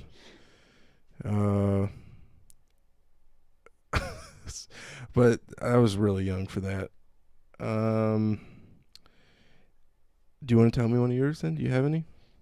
Yeah, I told you I'm blanking. I know there has to be countless ones because when I said I admit now I'm ridiculous, and a kid I was even more ridiculous. But I'm fucking blanking. So the first one I've actually talked about in here before. I have 3, and the one you reminded me of that I don't think quite fits this, but I was kind of lacking. And this first one I've actually talked about in here, and all 3 of these, I feel like they're dumb, but I feel like they're normal for kids. But maybe you can be like, yeah, that's not normal. The first one is digging your way to China. Oh, yeah. I feel like now you obviously know how dumb that is, but I feel like that's not actually that dumb as a kid, because you're like, it is beneath us if you look at a globe, and it makes sense you could dig there. But then when you grow and you have intelligence and common sense, you realize that's not the thing. But I don't know if that's really that dumb as a kid. Do you want to go back and forth? Or sure. Okay, go for it. for some reason, I feel like most of my friends are like this too. I thought I would grow up and for no reason at all just be incredibly wealthy and have mansions and race cars, and so I'd be like telling people, yeah, but when I get a mansion and a race car, I'll let you guys stay there. You ever see the amazing movie Blank Check? Yeah. I think that's what did it, because I feel like you just saw that and you're like, wow, this little kid just found a check and that's all it takes. But yeah, so we and our friends be like, yeah, when I have my mansion, I'm actually gonna have a pool, and we just keep trying to one up each other and stuff. And so I just always had this expectation that I would just grow up and be rich for no reason. That's fair. Yep. Some people, a good amount of people get like that now.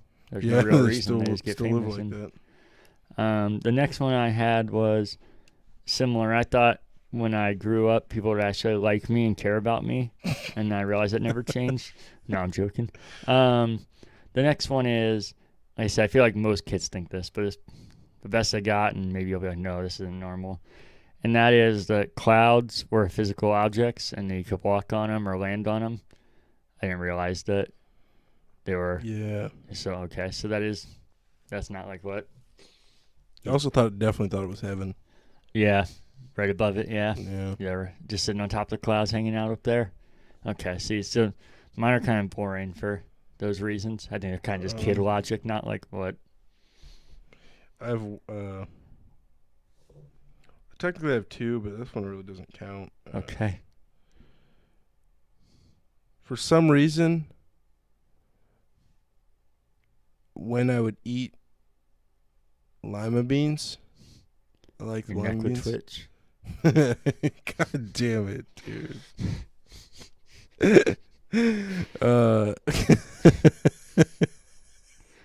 This is so stupid. I can't believe I'm admitting this. The only person I've ever told this to is you, actually. I don't know if I remember it then.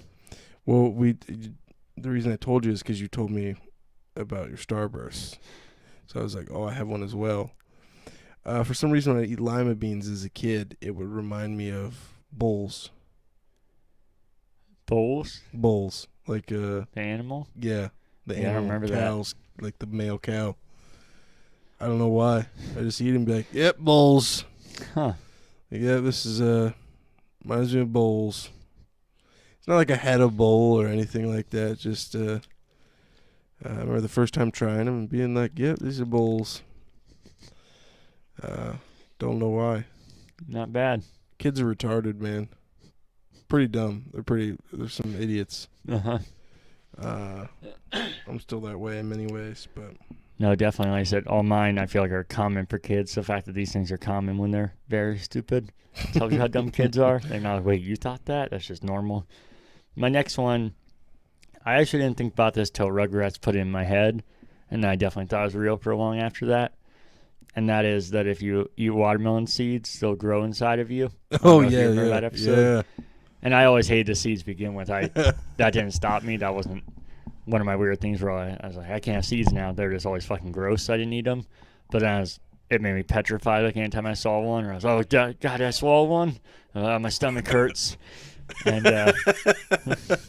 but I feel like Kid Show fucking messed with us because I never even processed that till they said it. And Rugrats was my life then. So I was like, yeah, I got to trust it. I just remembered a good one, actually. I'll go for it. You just reminded me. For some reason, me and my grandpa always liked the aircrafts a lot, and he had an airport by their house. This old like World War II and Korean planes and shit would tour and stuff. So I think one time we were watching one of them land or something like that, or just watching planes land in general. The airport also had like a restaurant, so we'd sit out there and eat or whatever. And for some reason, I was just like playing with my belly button for some weird reason. Uh-huh. My grandpa was like, yo, don't do that. He was joking, but I took it seriously. Don't do that. If you play with your belly button too much, you'll fall apart. I was like, holy shit.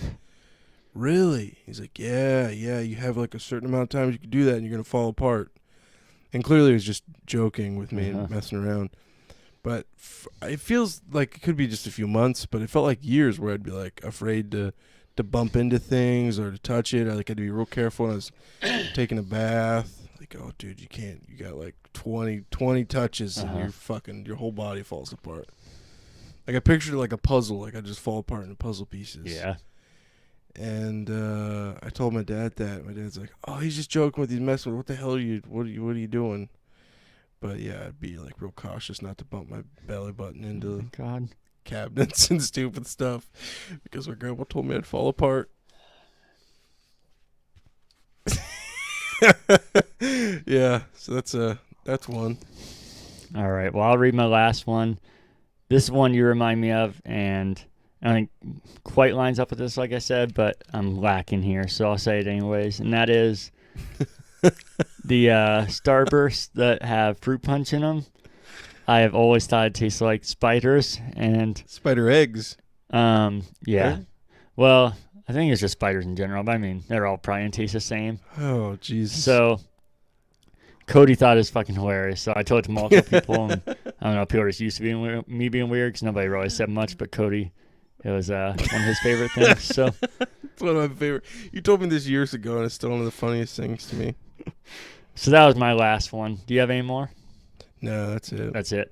All right. Can I ask you something? Go for it. Would you wear Halloween costumes way past when you're supposed to? No. I know you said you guys would play with them and stuff, but yeah, we would just for like certain times, not just like I would wear them for like the next 2 months or anything. Just certain times we would break them out again to play with them. When the first X-Men movie came out, I had a Wolverine one, and definitely I loved Wolverine, and eventually my mom had to get rid of it because I was wearing it for way too long and would just whip it out at random times, and it definitely did not fit over my fat kid gut, and I'd just be running around. Yeah, that being X-Men, being Wolverine. Yeah, I don't think we ever did that. Like I said, we definitely. If we had friends over or we were reenacting something or doing something dumb, we would break them out. But so, here's something else, too. I used to do weird. You said reenacting and playing and stuff. I used to love military surplus stores and would buy a bunch of random military surplus. And my dad called me a Tackleberry, which is, I think it's Caddyshack. Is that Tackleberry? Maybe. It's been forever since I've seen that. Who plays Tackleberry in Caddyshack? Is it Bill Murray? Bill Murray, yeah. So he's just like this guy that's just all in military garb. And for some reason, I would just decide certain days I was going to go into school with all this military gear. So I'd show up to school. Some fucking, some Columbine shit I was doing or something. But I dressed up in full military garb. Helmets and military jackets and backpacks, boots. And then I would go out in the woods and dig foxholes and just wear full military garb. Not bad. I had mortar tubes too. Carry that shit around with me. Yeah. I just don't understand why my parents never stepped in and stopped me from being an idiot. One time I outgrew my military boots too, so I was like, cowboy boots, that's good enough. So I'd just walk around like that. I had talked a couple of my friends into doing it too, so we'd be like, calling the night before, like, dude, tomorrow's we got a military garb. So that's what we do. Next day we'd all be wearing military stuff. So that was pretty weird. I did that till 5th grade too. That's way too long to be doing that kind of stuff. Yeah, see, I can think of plenty of things that I do are weird even to this day, but I can't think of.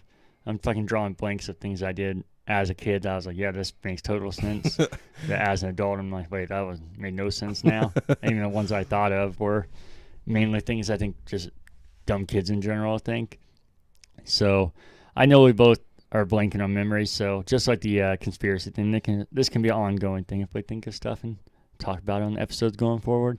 Sounds good. And then if you guys want to send any more questions, James, if we want to keep up with the question of the week, or anybody else wants to follow up, you can send to currentbackloggers@gmail.com, and then we can get into the news if you want, buddy. Do you have any?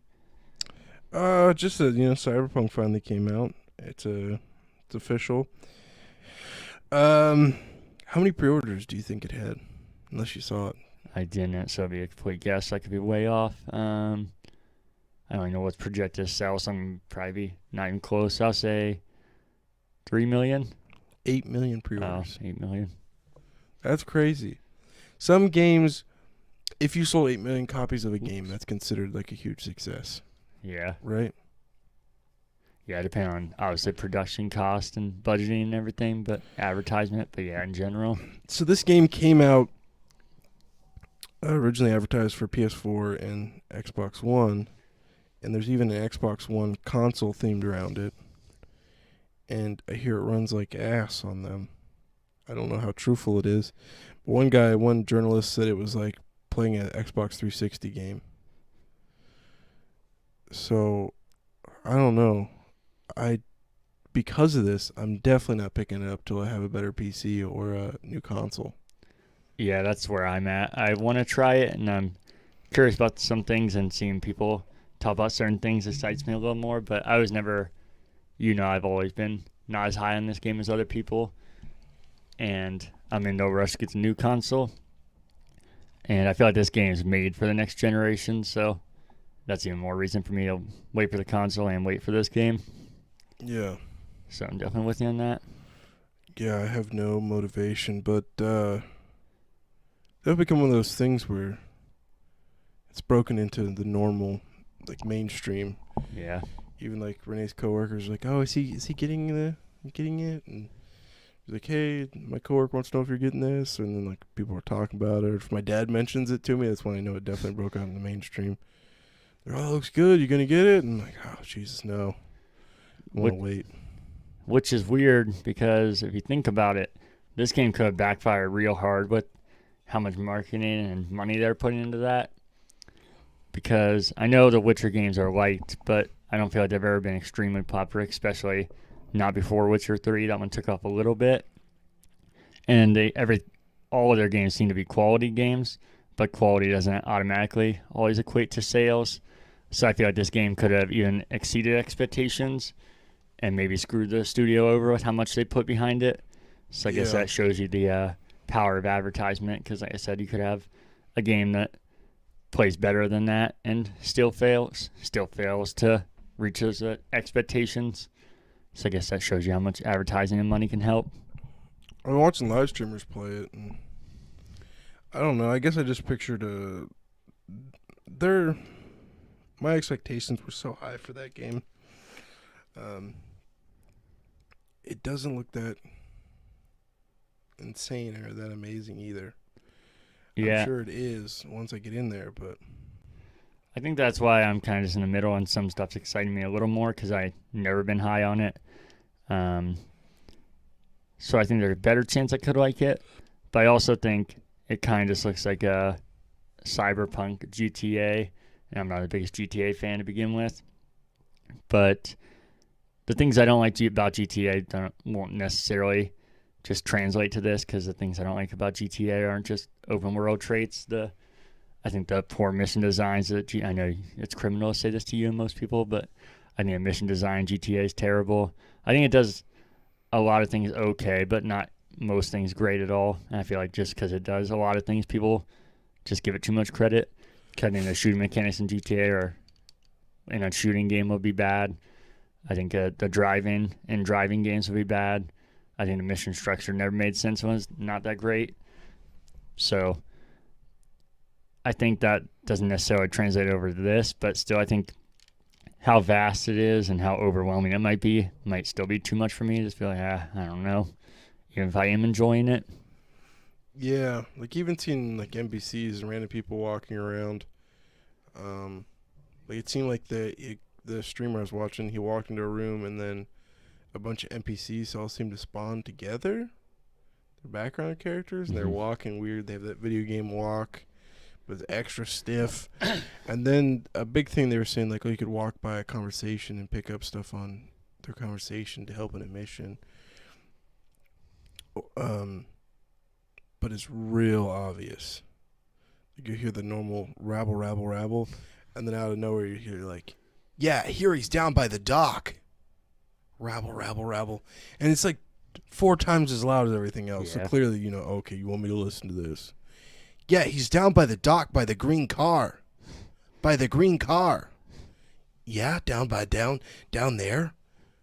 Across from the restaurant. And you're like, oh, gee. So I guess I know where I'm going. So it's not as revolutionary as I thought it would be. But it looks cool. Looks fun. I'll give it a try. But I want it to be on next gen or a new PC. Yeah. 'Cause none of my shit I don't think would run it that well. I'm in the same boat. I think one of the things I'm most excited about is for a really dumb reason and not something I actually care about, and that's the customization. And I feel like most people are excited about that because that does seem kind of revolutionary, like the amount of detail and things they let you do. So I feel like people like character customization are excited for that. But actually, in games like that, I usually like sticking with the default character because I feel like that's the way it was designed for the game. And I feel like it's going to look the most natural. But the one reason I'm excited for this, and I'm sure you know why you're laughing, is the ridiculous detail you can do, like changing your dick size or changing if you have a pussy or whatever you have. Like Derek FaceTiming him playing last night, and I knew that was a thing, and it was still so dumb. He was like, yeah, dude, look. And he had it zoomed in on dick, and it was uncircumcised and looked fucking disgusting. And then he's like, look, and you can just do the joystick, and it goes up and down, and it was just growing and shrinking, which I knew was a thing. It was still nasty, but what made it even more disturbing was every time he did that, it did a little wiggle once it got to the next. I was like, oh, God, this is terrible. So I feel like in most games when there's customization, I'm like, Oh, shit. no matter how deep and Dick how many physics. how many options they give you, I'm like, I don't really care. I mean, I'm sure you could do something cool, but I just want the default character. But this one, I feel like it's the opposite, and not for Oh, man. and not for like most people. Like, man, now I can create the person that looks just like this. I'm just like, this is probably gonna be real dumb to have fun with. They're in Poland, right? Yeah, So it probably wouldn't be a big deal there. But could you imagine doing that here yeah, with HR and stuff? You like everyone be like, okay, guys, let's have a meeting today. So John's actually gonna work on the penile physics. And you have to like talk to your coworkers. Like, I think we need to turn down the jiggle a little bit. How do you guys I'd be feel okay about with that. 3 veins? Like you weren't allowed to laugh and stuff because if you laughed, HR would probably get involved. yeah.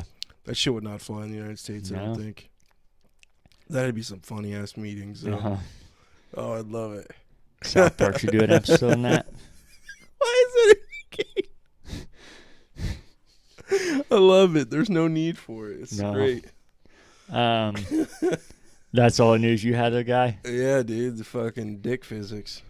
All right. Well, I can leave with the biggest news of the week. The biggest And- news of the week. I think the dick physics was the biggest news. Oh, of the week. biggest. I get it. No, you'll agree once you hear it. That Taylor Swift's new album just released at the time of this recording is right now 12:21 a.m. So it released at 12 a.m. So I'm already missing it. Her new album, Evermore, came out at midnight tonight. And her new music video, Willow, came out at midnight with it. We're all excited. This is the second Taylor Swift album we've got in 6 months. Holy shit. It's amazing. No, I don't know what the album is. I'm not one of those people. I'm just saying the fact that we got. I'm sorry. Am I boring you over there? I want to see if she actually uploaded it. Of course you did, bud. This is Taylor Swift we're talking about. So There it is. What is this album cover, too? what do you mean? Let's see it. The fucking... It's beautiful. Her hair braid? Yeah. Isn't she supposed to be empowering or something? Oh, she definitely is. She genuinely is. Her and her blonde hair, blue eyes. That's enough for me. So yeah, we're all very excited for that. I think me and Cody are gonna do another stream after this to listen to the album together for the first time and go over our thoughts about it. Aren't you part of some like weird Filipino Facebook group? I didn't know it was Filipino. I don't think it seems like most of the members are, but it's weird. Taylor Swift fan club with you and a bunch of Filipinos, and they Photoshop themselves into photos of her. One guy does. He's an expert at it. Yeah, you should do a Taylor Swift podcast with him. With Yeah, I don't know if we'd be able to speak back and forth. you'd be surprised. I would be very surprised. The yes. Philippines, they speak a lot of English there, I think. They used to be an American Yeah. colony, right? I just don't know. I feel like it's still probably broken English, you know? Probably. Make it even better. I might listen then. That means I wouldn't understand half the conversation. So when I take you home tonight, we can check out the new album together. No, I won't do Yeah. it to you. No, you can play it in there. I don't care. No, wait. I need to light candles, have everything. It's a whole setup, you know? That's not real, but I'll wait till you're not around so you don't have to be subjected. Then the actual, well, that is the biggest news of the. You're For the looking. world. No, I was just looking at your So shadow. is there a spider there? This podcast. Yeah, so that is That'd the be a biggest great end news to of the this week. podcast. But we can move into the biggest video game news of the week, I think, at least for me, definitely. And that is the 343 finally put out the high-level statement, I think is what they called it. We talked about it a few weeks ago that they said they're going to do that before the end of the year. So this is pretty long. You ready? Yeah. All right. So this is from 343's website. Is it really long? It is. Okay. It says, "Hey everyone, I'm Joseph Staten. If you've Button been my pants in case anyone's wondering. If you've been a long-time part of the Halo community, you may already know me. I do. If you're new to the community, hello. It's great to meet you." I like this introduction. It's really, really inviting, you know. He says, "I was part of the Bungie team who made Halo C, Halo 2, 3, Halo 3 ODST, and Halo Reach." I feel like there's an easier way to say Can that. I say something to you real quick? Yeah. Did you know there was a prequel to Halo? The original Halo, like they're it was like a tech demo or something. Yeah, for a Mac, is that what you're talking about? Something. It's on Game Pass. Or is this a joke? Is this No, the Halo runner? no. I swear. Let me look this up. I was like, is Casey even? I hadn't even fucking heard of this thing. Go ahead, keep reading. I'll pull it up. Sorry. So he says, "I came up on the design side of these projects, wearing many different hats over the years, including writer, cinematic director, creative director, and even a voice for the Grunts," which I don't know if you knew that he was the voice actor for the Grunts, the behind-the-scenes Halo documentaries you can watch. It's hilarious watching him record those. And he says, "After Reach shipped, I became a Halo fan, cheering on 343i from the sidelines. But I spent the last 4 months immersing myself back into the Halo universe, and it's my honor as creative director to help our team ship Halo Infinite in fall 2021. So there's a release date which we can talk about in a second. Beautiful. Yep, that's when the game is coming out. And from now until then, every one of us at 343i and our great partner teams will be building, testing, and polishing the experience we hope all of you love. I joined 343i, it's so weird reading that so many times, I don't know if I've ever heard a phrase like that, right as the team was wrestling with feedback. From the July campaign demo, this discussion, boiled down to one fundamental truth. We needed more time to do things right. That included pushing hard in the fall, that sounds dirty, giving the team time to recharge over the holidays, and then coming back in January to finish the game at a healthy pace. So these motherfuckers aren't even working on it right now. Because Halo Infinite in the fall of 2021 is just the beginning of the adventure, I'll be back at the end of the update for some closing thoughts, but now, Brian, take it away. And that's when, in this article, you can look it up on their website, like I said, they have a couple of the team members, Brian being one of them, go over the work they've done on Halo and the improvements they made, and they have screenshots showing off some of it. There's like 5 screenshots. Most of them are really zoomed in on weapons or character models, I think to show off the detail because of criticisms they got of Craig and stale animations and everything is why I think it's hyper-focused on that. And then there is one of a multiplayer level, a screenshot of that, which we haven't seen anything multiplayer. So that was something interesting. There's small Easter eggs if you're a long-time Halo fan that you can kind of pick up on things that are returning to traditional Halo, which was nice.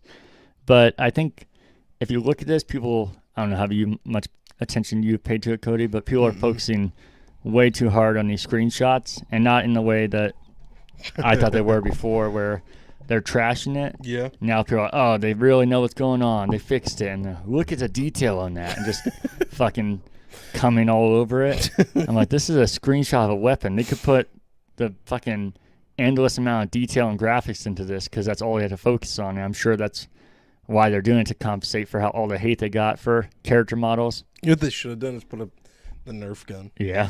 Just to fuck with them. But, so they go into a lot more in that, but it'd be kind of weird to read on here without the picture and everything. So I suggest seeing that if you want to see more about it. And they had a whole segment where they kind of were self-deprecating about Craig that you would like, Cody. And it was actually genuinely funny. So I did hear they talked about how he was, the reason he looked so weird is because there was no, like, mechanics. yeah, and they thought that stuff like that wouldn't be seen because they were more early in development. So yeah, they go into that. But then after that ends with this. So Joseph Staven continues at the end of it. I'm fortunate to have worked with incredibly talented teams my whole career. The Infinite team is no exception. Folks here don't just understand Halo. They love the core gameplay and the characters and community. Everything that makes Halo, Halo, just as much as I do. And like me, they also feel deep responsibility to serve. I like that, you know. We aren't making this game for us. We're making it for you. Starting with this update, we're going to be sharing more about what we're doing and, most importantly, why we're doing it. So here are a few things I'd like to share. Oh, okay, I cut it off here. My first week on a job, I played the entire campaign twice, which that's nuts. Uh-oh.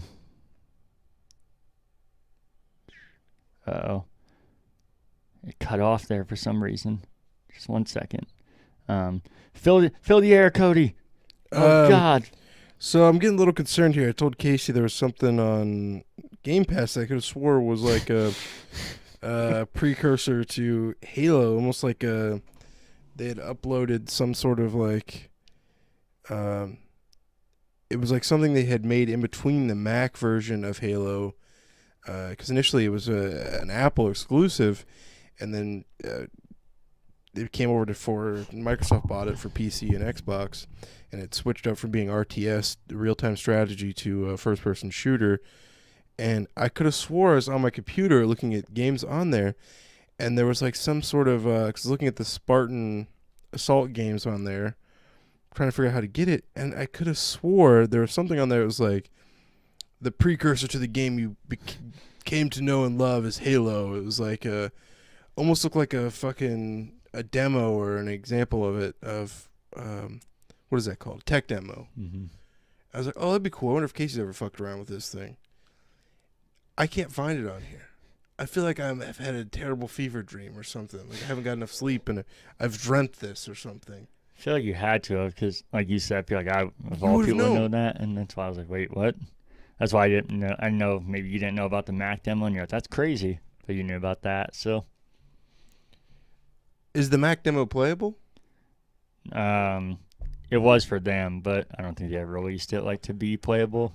I know I'm thinking, like, was it another game where it was, like, the precursor to this game? So now I'm going to have to go through. I'm literally going to go home and obsess about this now and look for it. Okay. This happened to us one time before. Remember this? What was it?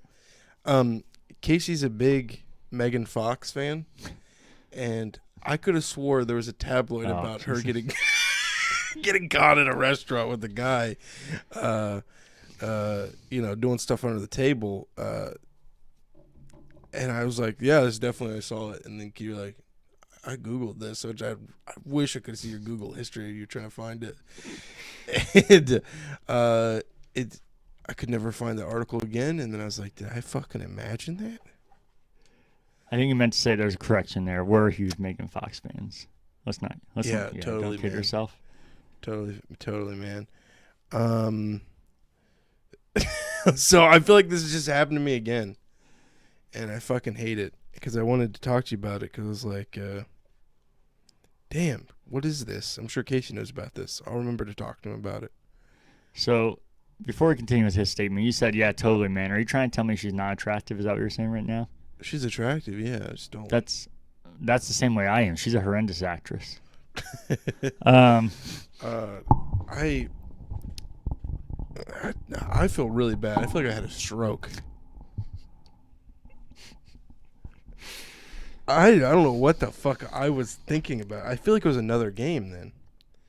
like the precursor that became this. So I'm gonna have to go home. So we'll talk about it next week once I get some more sleep, and then Sounds good. I'll come back and apologize for being a complete idiot. Well, it's okay. I was just a fool with this note. I didn't finish the rest of it, so now it's all broken up on top of me already not reading that well. But he said, as I said before, so here are a few things I'd like to share. My first week on the job, I played the entire Infinite campaign twice. I was, in a word, stunned.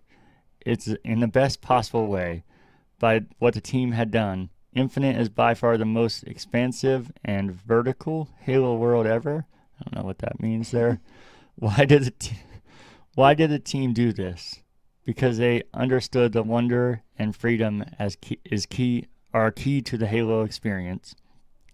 I could feel the classic Halo, quote, 30 seconds of fun beating at the heart of Infinite's world, which, if you don't know the 30 seconds of fun, that's a callback to the Halo documentaries I was talking about.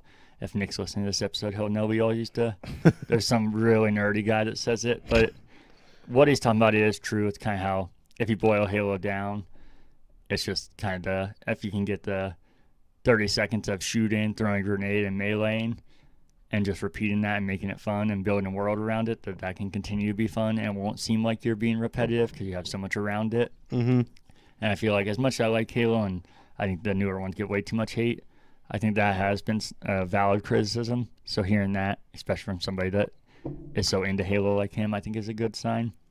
And they said, but I have never felt more powerful, more mobile, more in command of a rich set of tactical choices. That was the Halo we imagined back in 2000. Dear God. Finally come to life after 20 years of technical and creative innovation. Sure, there were bugs in the build and clearly more work to do, but the concept art by Martin, dear God, that's a name, Deschembelt, one of the many incredible pieces he made for the game. Oh, there's a picture, so that wasn't really necessary. It best elaborates all the excitement and curiosity and joy I felt on my first journey through Zeta Halo, the most mysterious, dangerous, and possibly rich place in the entire Halo universe. Everywhere I looked, I saw choices. Do I explore the Golden Path, which that sounds very naughty? Assault the Banished War Base, guarding the Valley Pass? Oh, shit. Follow a fight of Forerunner Sentinels into the unexpected cavern? Oh, I didn't even notice these while I was reading the first time. Man, this is hot as hell, man. Even that one, I was like, there's no way it's getting dirty. Let's start it on Forerunner Sentinels. Rescue a squad of Marines dug in desperate halfways up the mountain, or do I keep pulling the mainline story thread that feels epic and intimate at the exact same time? Fuck. God, that's hot. Truly, Halo Infinite is a world in which I love spending time, and I'm thrilled to return, both as a designer and a player. On behalf of the entire team, thank you for patience and your passion. There hasn't been much of patience at all. We can't wait for you to join us on the Halo Infinite adventure. First with the insider flighting later next year, and then when we ship in fall 2021. And then he says, in the meantime, I hope you all have a restful holiday season. We'll catch you in the new year. So the biggest thing there is obviously that we officially have a release date for Halo Infinite. And it's unfortunately what I've said on here many times, or what I thought would be the case of fall 2021, which everybody assumed it got delayed, that it'd be spring 2021, which I wanted more than anything to be wrong on that. So I'll say how I feel, and then you can give your take, because I know we talked a little bit before the podcast. I want it sooner than later, and the delay bums me out. I know that in the long run, it can help the game and should only be better. And I know, like that Nintendo quote we always talk about, we always fucking mess up. You know what I'm talking about? Unfinished game. So I get that you want to finish the game, and I think it obviously is important, but I think there's a fine line there of taking criticism too much. Like I said, they actually feel this way, and think the game needs this much time. Okay. Sorry. Then I definitely would want them to do it, but I'm wondering how much of this is fan reaction. He's said in there that a lot of criticisms the fans were saying were the same way they felt, or actually didn't say in that note. That's in the article I was talking about in between there. They talked about that. So if that is true, as much as the delay sucks, I would be happy with that because, yeah, it'd suck for it to come out and have so much excitement just to have issues, or not issues because every game will, but to feel like it wasn't finished. So I want a finished game. I just wonder how much of that is true, or if they, like I said, he said he literally finished the campaign twice, and I know that just because you finish a game doesn't mean the game's done. That you could finish like a very rough version of that and the graphics aren't there or the physics aren't there or whatever. But I feel like the fact that it was supposed to come out so soon and he was able to play the campaign twice, and he's talking about clearly side content on top of that, so I don't think it was just the one thing they needed. I feel like the game had to be close to finish then, more than a year away from now. So I know that it's kind of, you have to be outraged that a game's delayed, or you have to just be completely okay that it's delayed and talk about how it's best for the game. But I'm kind of in the middle where I want it now, and I'm okay with the delay as well, but also if it is for that reason, they really think it needs it and not because they're listening to fans. Because I think that is a fine line, because a year of development, I'm sure they can do so much more with this, and hopefully they take full advantage of that to make everything as polished as possible and to add much they can and make it the best Halo they can. Because even though I thought the demo looked cool, if you remember at the time, I was one of the people that, I think I was more critical than you, not of myself, but of, I think this needs to be a Halo pull more than Halo fans back in. And what I saw excited me, but I didn't think that would change anybody's mind about Halo, which I think that's what the franchise needs. But I think the kind of people that react like that strongly to that demo, if you watch that demo, I don't think it was that much to hate on. I think you could make this game as polished and give as much content and give you everything that Halo fans want, and those people are still going to have an issue with it a year from now. So I feel like you kind of got to know where things are at. I do think we talked a couple weeks ago and multiple times about people high up at 343 leaving and how that seemed like it probably wasn't a good sign for the company, which could be the case. I think this game delayed more than a year now. I'm sure it was in the works, and people working there probably knew it was coming. So I feel like there's probably two ways that goes now. I feel like maybe it really was a bad sign. People are like, I'm not going to fucking stick around for another year of development. This game's already messed up. Or maybe it really is in good shape, but people are like, I thought this game was coming out in a month from now. I'm not going to dedicate the next more than year of my life working on this game that I've already worked on for 6 years or whatever it's been now. So, I don't know. That's my thoughts. I know that's a lot, but what do you think? I think Phil Spencer had more of a hands-off approach to Halo than he probably should have. And when it was time to show shit, it didn't go well. And they're like, all right, it's time we reorganize and get back to our roots. And I think those people leaving were not by their choice. They didn't want to fire him. You know what I'm saying? Yeah, you don't think that is a possibility, though? Now that this delay became public of more than a year, you don't think that the people in the company probably knew, and they were like, I've been working on this game for more than half a decade, and now you're telling me I got to work for another year? Oh, and they're like, no, I don't think so. No, I don't know. And then they brought back, what's his name? Joseph Staten. Joseph Staten. And his job's just to polish shit. And I like the way he talks, and it sounds like he's excited. It's fresh for him. And like you said, I hope it makes people excited about Halo again. And what we saw definitely would not. They look terrible. I mean, initially I was like, this is fine. Halo, exciting, it's fun. And then you really start, like, you saw breakdowns. Don't think it's as bad as people said it was, but there was nothing special, like you said. It was terrible in that department. It was bland. So it is exciting to see like them get zoomed in close stuff. But I'm somewhere in the middle. Like I'm not a yes man. Um, like I was initially. And so I think this is good for Halo. And the longer it takes, that's the better, the more of a chance of getting a Halo console, which is what I want. Yeah, I hope that too. It sucks now also that, like I said, I'm in no rush to get the new console, but we're seeing, and we talked about, games already struggling this generation. That becomes more of a trend. I feel like it's going to be harder to hold off for another year, even if I don't really want a new console. Even though these consoles are supposed to apparently be able to run stuff the same, they're clearly not. Yeah. So I think it's only going to become more evident as time goes on.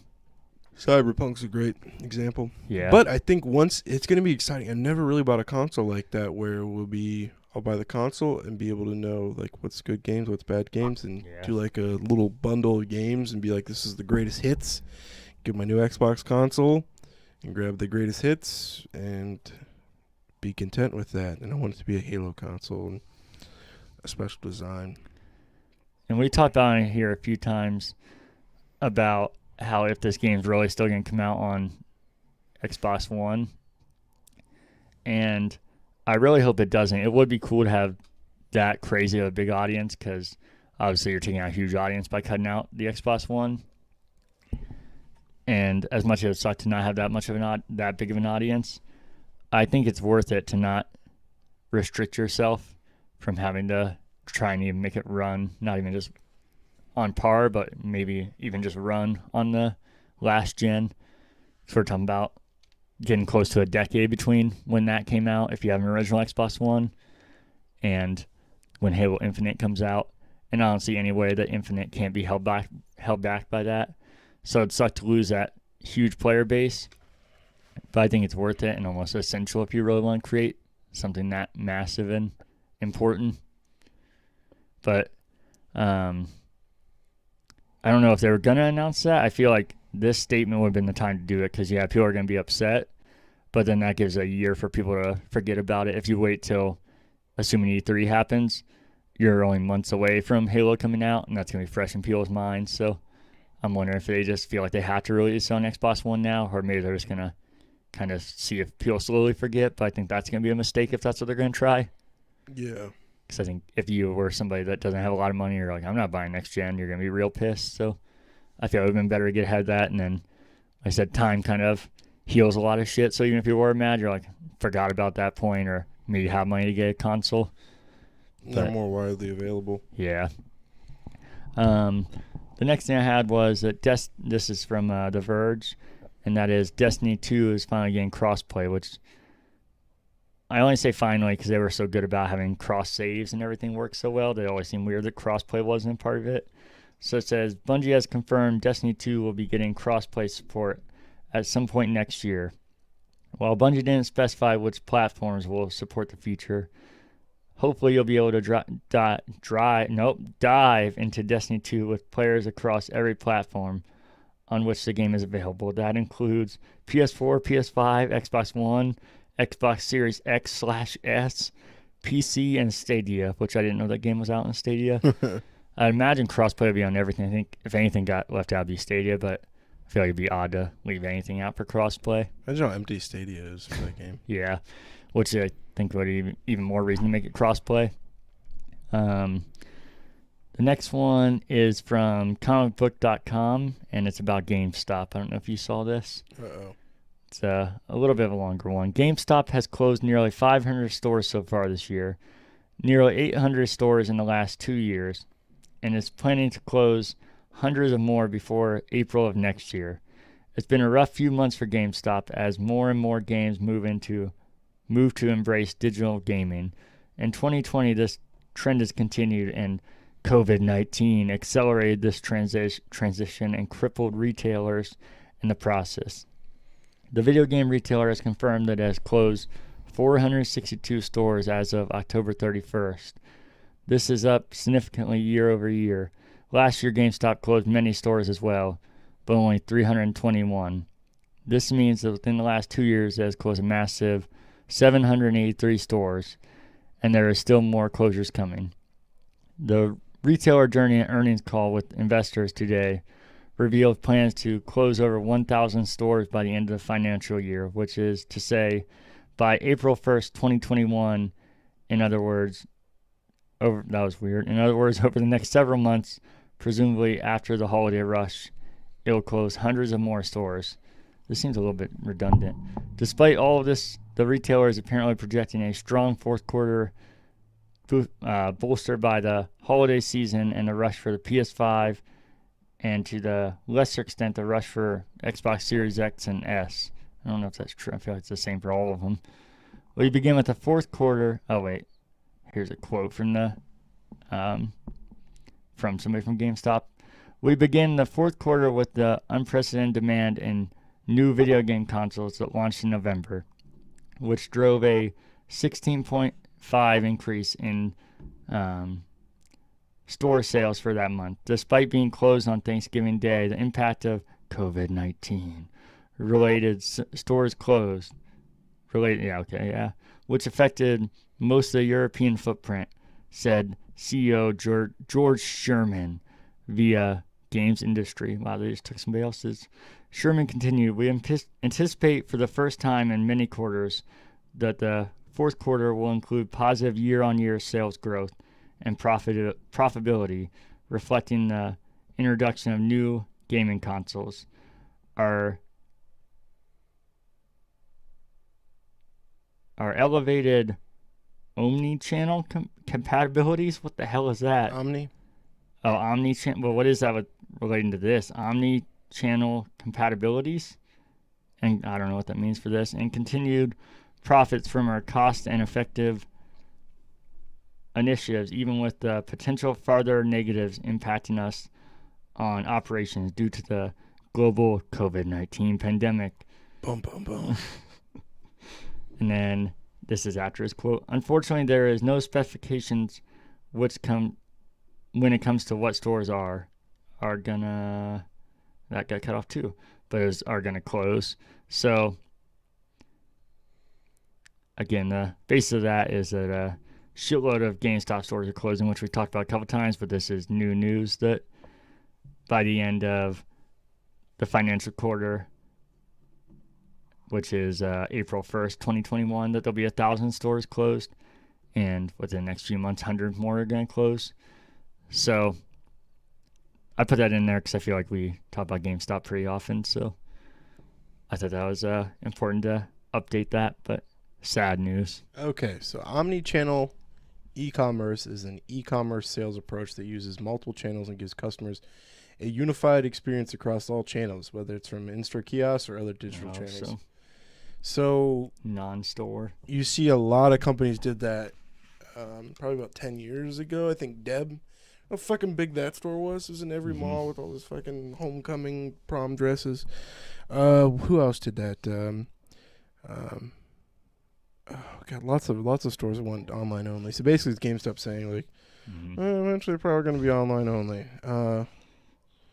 So that sucks. I'll probably be at several GameStops then, filming and buying lots of shit. Yeah, I think it'll still be quite a while till there's out of business, especially. I don't think that's just complete BS about the new consoles boosting sales, because that's why I thought that would, even if things are dire, I feel like that had to keep them in business for at least another year or two with the money they're getting. If they're losing money overall, I think that would have to boost their sales for a while. But yeah, that'd be sad, especially because if GameStop's online only, then I feel like they're no different than any other game sales website you could find. I feel like what makes them different being a walk-in. They're not that good at online sales, to be honest, especially with the old video games. Like eBay's probably your best bet because they know what collectors want, how the collectors want to see shit, how to see like issues with it. Where GameStop's just a generic picture, you press it, you get in the case, you get in the manual. Does it work? Peter had some games sent to him that were resurfaced so many times or for so long they were broken. Couldn't even play them.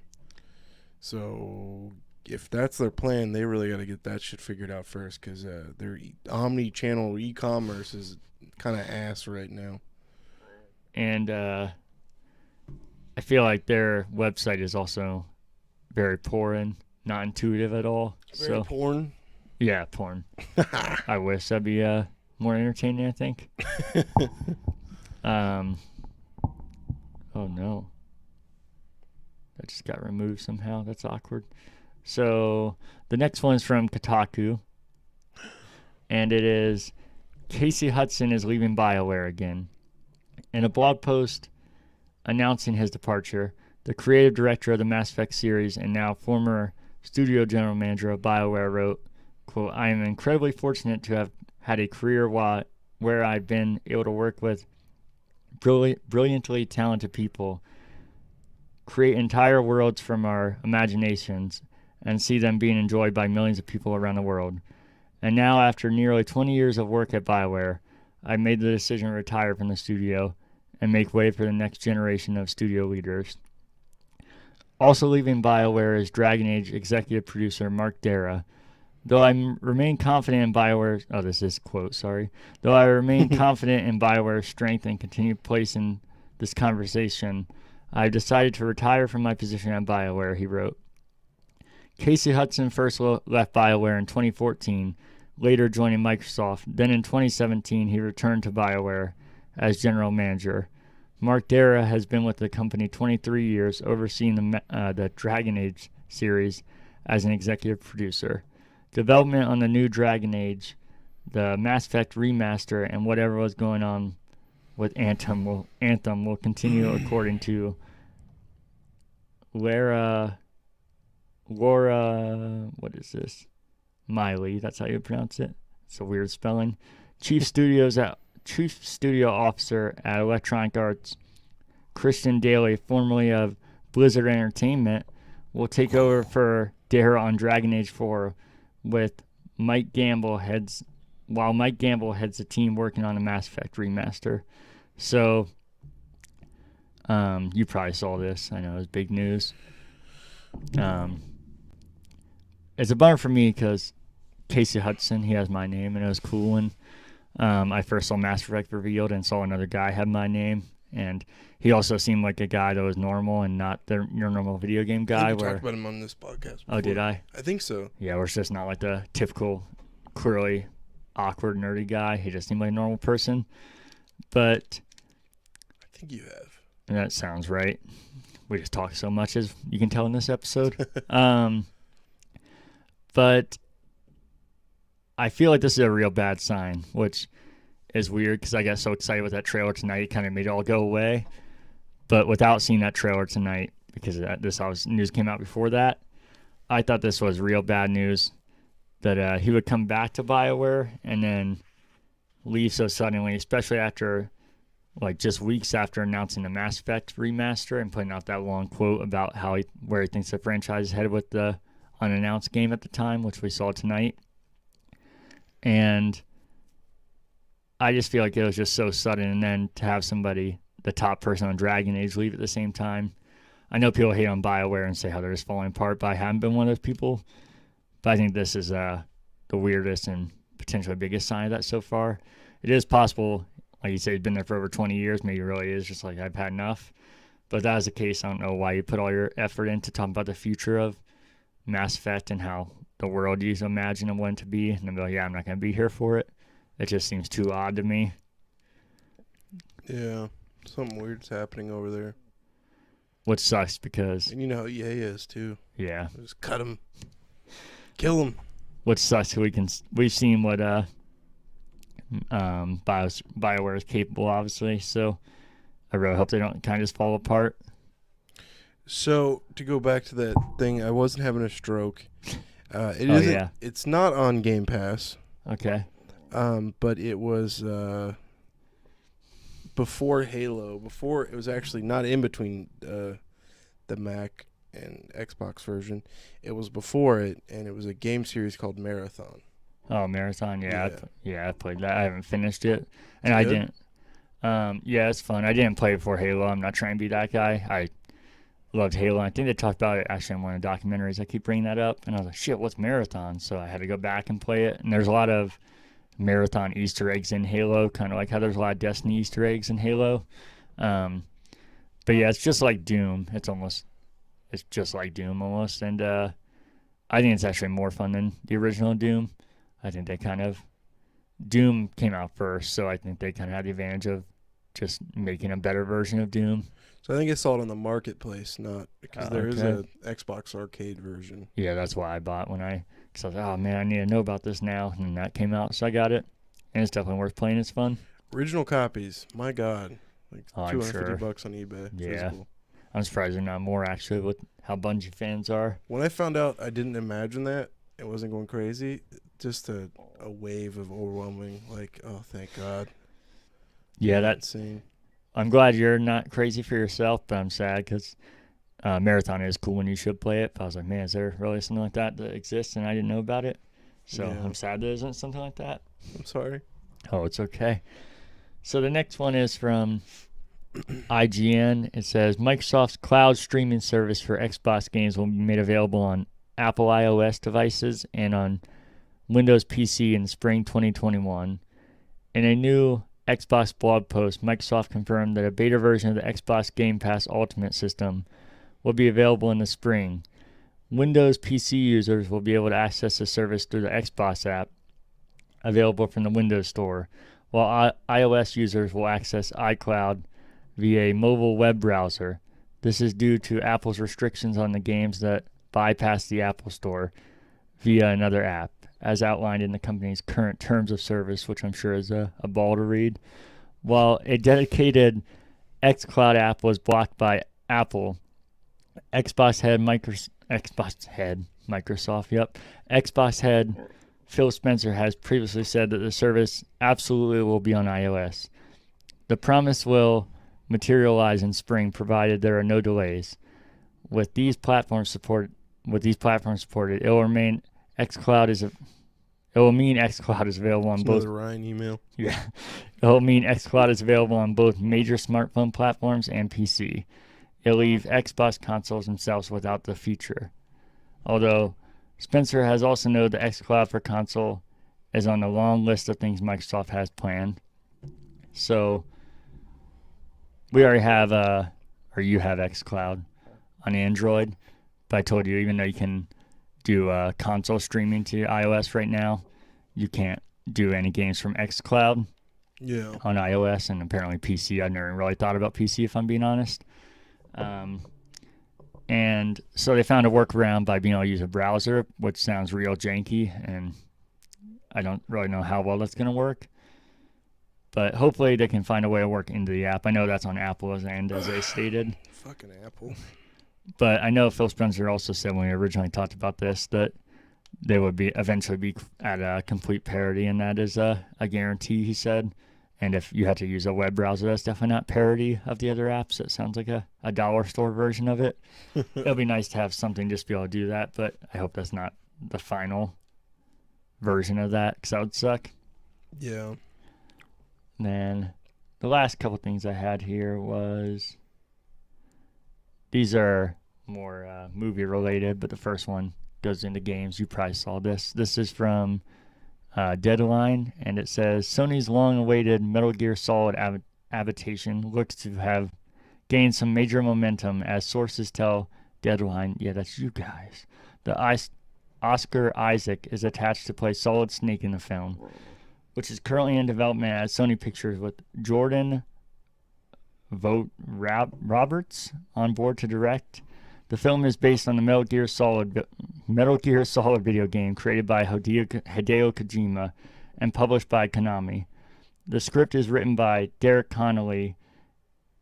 Avi Arad is producing. Peter Kang is executive producer on the... I only recognize one of these names for the studio.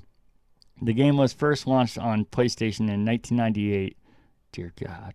And follows Snake, a soldier. We know this shit. We don't need that. So the basic of it there is that Oscar Isaac has been cast as Solid Snake in the Metal Gear Solid movie. Did you see this? Yeah, I did. I don't like it. Really? I think visually, yeah, he looks like him. Like to see some characteristics that are the same, but the voice, man, that's the only part that's gonna throw me off. I know him from Ex Machina and what was the other one? Star Wars.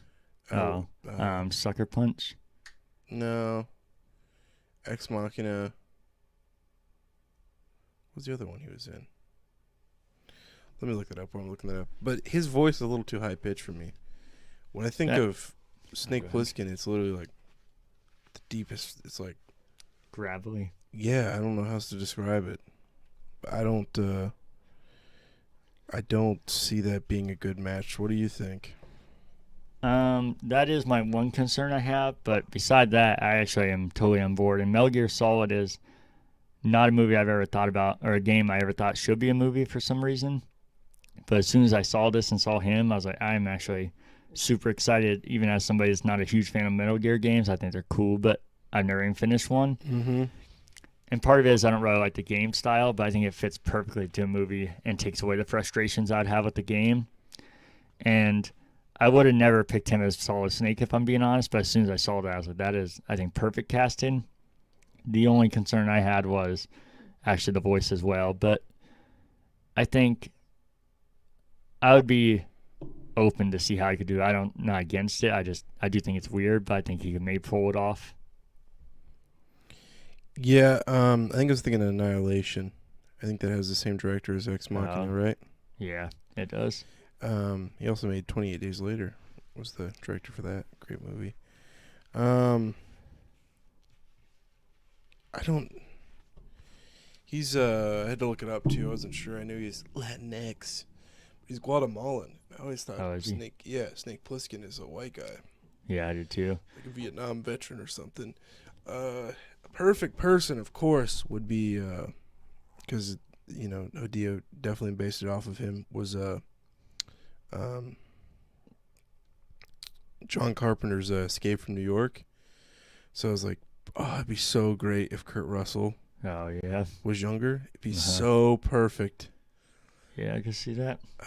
Because he literally already played Snake Plissken. He would just be another Snake Plissken. It'd be sick. But I'm trying to think, like, young guys wise. I don't know. I think there'd be some bigger beef over this if this was a Guatemalan character being played as a white guy now, though. But I didn't hear anything about complaints. No. Yeah, you know how that goes. But yeah, I'm excited. I think the fact that Sony is the one heading it, I think this movie is actually going to happen. I think it's part of what excites me, that this doesn't feel like one of those announcements where you're just like, oh, okay, maybe in 10 years we'll see that it's canceled. This seems, I could be wrong, but this, when I read it, just seemed like solid news. Oh, Jesus, I wasn't trying to do that. Oh, shit. And not just like, oh, yeah, I'm sure that'll happen. This kind of seemed like concrete to me.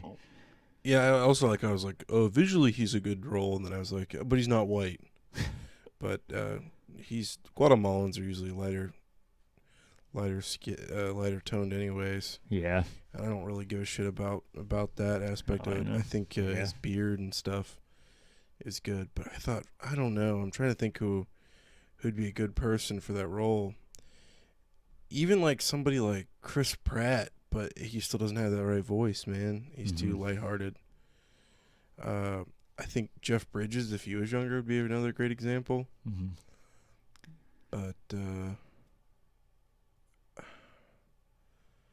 that's all I know. Jeff Bridges, isn't he like terminal now? I don't know. I heard he got. I feel like he posted that somewhere on Twitter or something. I think he shared something like that. Yeah, this movie, I'm very optimistic for it, which, like I said, I never even thought of this movie happening. And I think John Roberts, the director of this, he's the dude who directed King of Kong, Skull Island. So, I don't know. I think they got the right people on board, and Sony being a part of it. The thing I know Konami still owns the rights to this, so I wonder how that's working. Because are they like going to be a producer of this, or they just Sony buy the rights to be able to use it for this movie? I was wondering where because everybody talks about Konami's in a weird place and not really like part of the games industry, even though they kind of are. I got someone I know who could play him. Let's hear it. You ready? Josh Brolin. Yeah, I can see that. Get him a little beard. Yeah. Yeah, I think cash-wise, I mean, you start throwing that big dick Sony money around. Yeah. The last one I had that is also movie related is from The Verge, and we talked about this last week or 2 weeks ago with Wonder Woman, but I'm sure I've seen that's grown much more since then. Yeah. It says Warner Media is pushing even more aggressively into streaming by releasing every single one of its movies in 2021 simultaneously on HBO Max. There are some limitations to the new business model. The movies will only stream on HBO Max for 1 month before leaving the platform for a period of time. They will also play in theaters simultaneously, keeping the relationship with movie theater distributions like AMC and Regal. Fuck Cinemark, I guess, huh? The plan is to run this experiment for 1 year for people who don't have access to HBO in their market. It appears that traditional releases will still be the go-to option. The movies Warner Bros. Is planning to release for now include The Little Things, Judas and the Black Messiah, Tom and Jerry, Godzilla vs. Kong, Mortal Kombat, Those Who Wish Me Dead, The Conjuring, The Devil Made Me Do It, that's an awful name, In the Heights, Space Jam, A New Legacy, that's all one title, The Suicide Squad, Dune, The Many Saints of Newark, Ohio, I'm sure, King Richard, A lot of saints in Newark, Ohio. and Matrix 4. So, I'll let you go first, 'cause I feel like I've been talking a lot with reading all this shit, so. We did see Buzz Lightyear was announced. Yeah. On Disney's Instagram? Yeah. And it did say in theaters in a couple of years. So hopefully they'll convert back once they realize, like, you're kind of losing money here. Because, man, Netflix learned that really quick, too. Making your own, producing your own stuff and then streaming it. You're just not making enough money. Mm-hmm. So hopefully it's not the end of theaters. It's a big blow to them. I saw Cinemark. Across the board, everyone's stocks crashed. Also, there's a thing going on with Regal. Everyone thinks they're out of business, like completely. Oh, really? Yeah. There was Nixon thought that at your birthday party. What the hell? And all people should know it's not. And then some like well-informed YouTubers, like Dan Bell, was like, they had lost all 500 theaters. They'd closed down. It's like, no, they're just waiting for movies to come back. They're not going to be open for nothing. So hopefully they go back on this. AT&T's in a weird place. I think there's some money issues going on with them. Some crazy restructuring going on right now and trying to sell off stuff. Mm-hmm. So hopefully this is not it. But yeah, that's my feelings. Yeah, I have mixed feelings about it. I do definitely like that it's not just streaming only. I like that it's coming out for both. Like I said, if you're going to do that, I think that should be a thing. I think it's really weird that they have it for 1 month and then it leaves and then goes to just theaters and then comes back to streaming later. That just seems like you're trying to push theaters away by doing that.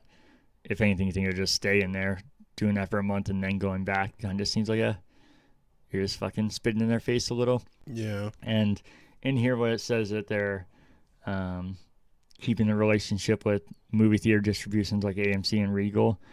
I feel like that's quite a statement. I don't think that's much of a relationship, but and I'm sure you've seen that there's been a strong reaction against it, and not just from the movie theaters like you'd expect. Really? Oh yeah, that's Christopher Nolan put out some big statement in all of his movies released with Warner Brothers, and he said how HBO Max is the worst streaming service that's ever been created, and that it was a spit in the face to everybody that's ever worked with them, because he said that they didn't tell any of the creators that actually make their products, so they figured out that their movies would be releasing streaming when everybody else did. And Christopher Nolan's a big proponent of watching stuff in big screen too. Oh, he is, and I definitely get it. Like I said, I know people like to say that how going to movie theater is a hassle and you can get the same experience at your house, but like I talked about in here, unless you have a shitload of money, you're not getting the same experience. And even then, if you're really just going to see the movie, maybe if you have a shitload of money, you can get the same experience, but you definitely won't get the same experience as far as kind of like we talk about video games as like a bonding thing or a hangout or something like that. No matter how nice your setup is, it's not going to be the same in that way of like going not on a romantic date, but like a date of hanging out with people. That can just never be the same. And I'll go on a romantic date with you to a movie theater. oh, and I think his movies are a perfect example of that. If I saw Dunkirk at my house, I'd be like, yeah, it was okay. I think you see the difference in those kind of movies. There are plenty of comedies or even action movies that you can watch at your house and you would have a not as good sound quality or biggest screen, but it'd be just fine seeing it at home. But the theater can definitely change or enhance your experience. And yeah, he wasn't the only one. There's the movie theaters, like I said, obviously those are kind of just expect because they're kind of defending themselves. But there's a lot of people that you wouldn't expect doing it. Like I didn't expect him to say that and then double down and say that it's the worst streaming service, which I don't even know if he believes that, but he's clearly just mad and taking a shot, even if he does believe, if he doesn't believe that. I'm blanking now, but you can look it up. A ton of like top names and actors, and we're talking about how messed up it is and how they don't support it. And these are all the people that supposedly, when everybody talks about how the movie theaters can go away, they're like, all these directors and producers and everybody, they don't care about the theaters. They just want their movies out, which obviously that's not true for all of them, especially some of the biggest ones. Yeah. And I read an article about HBO Max. I should have put it in here. It talked about how the narrative is that this is nothing but good and the movie theaters will go away and that the streaming is the way to go.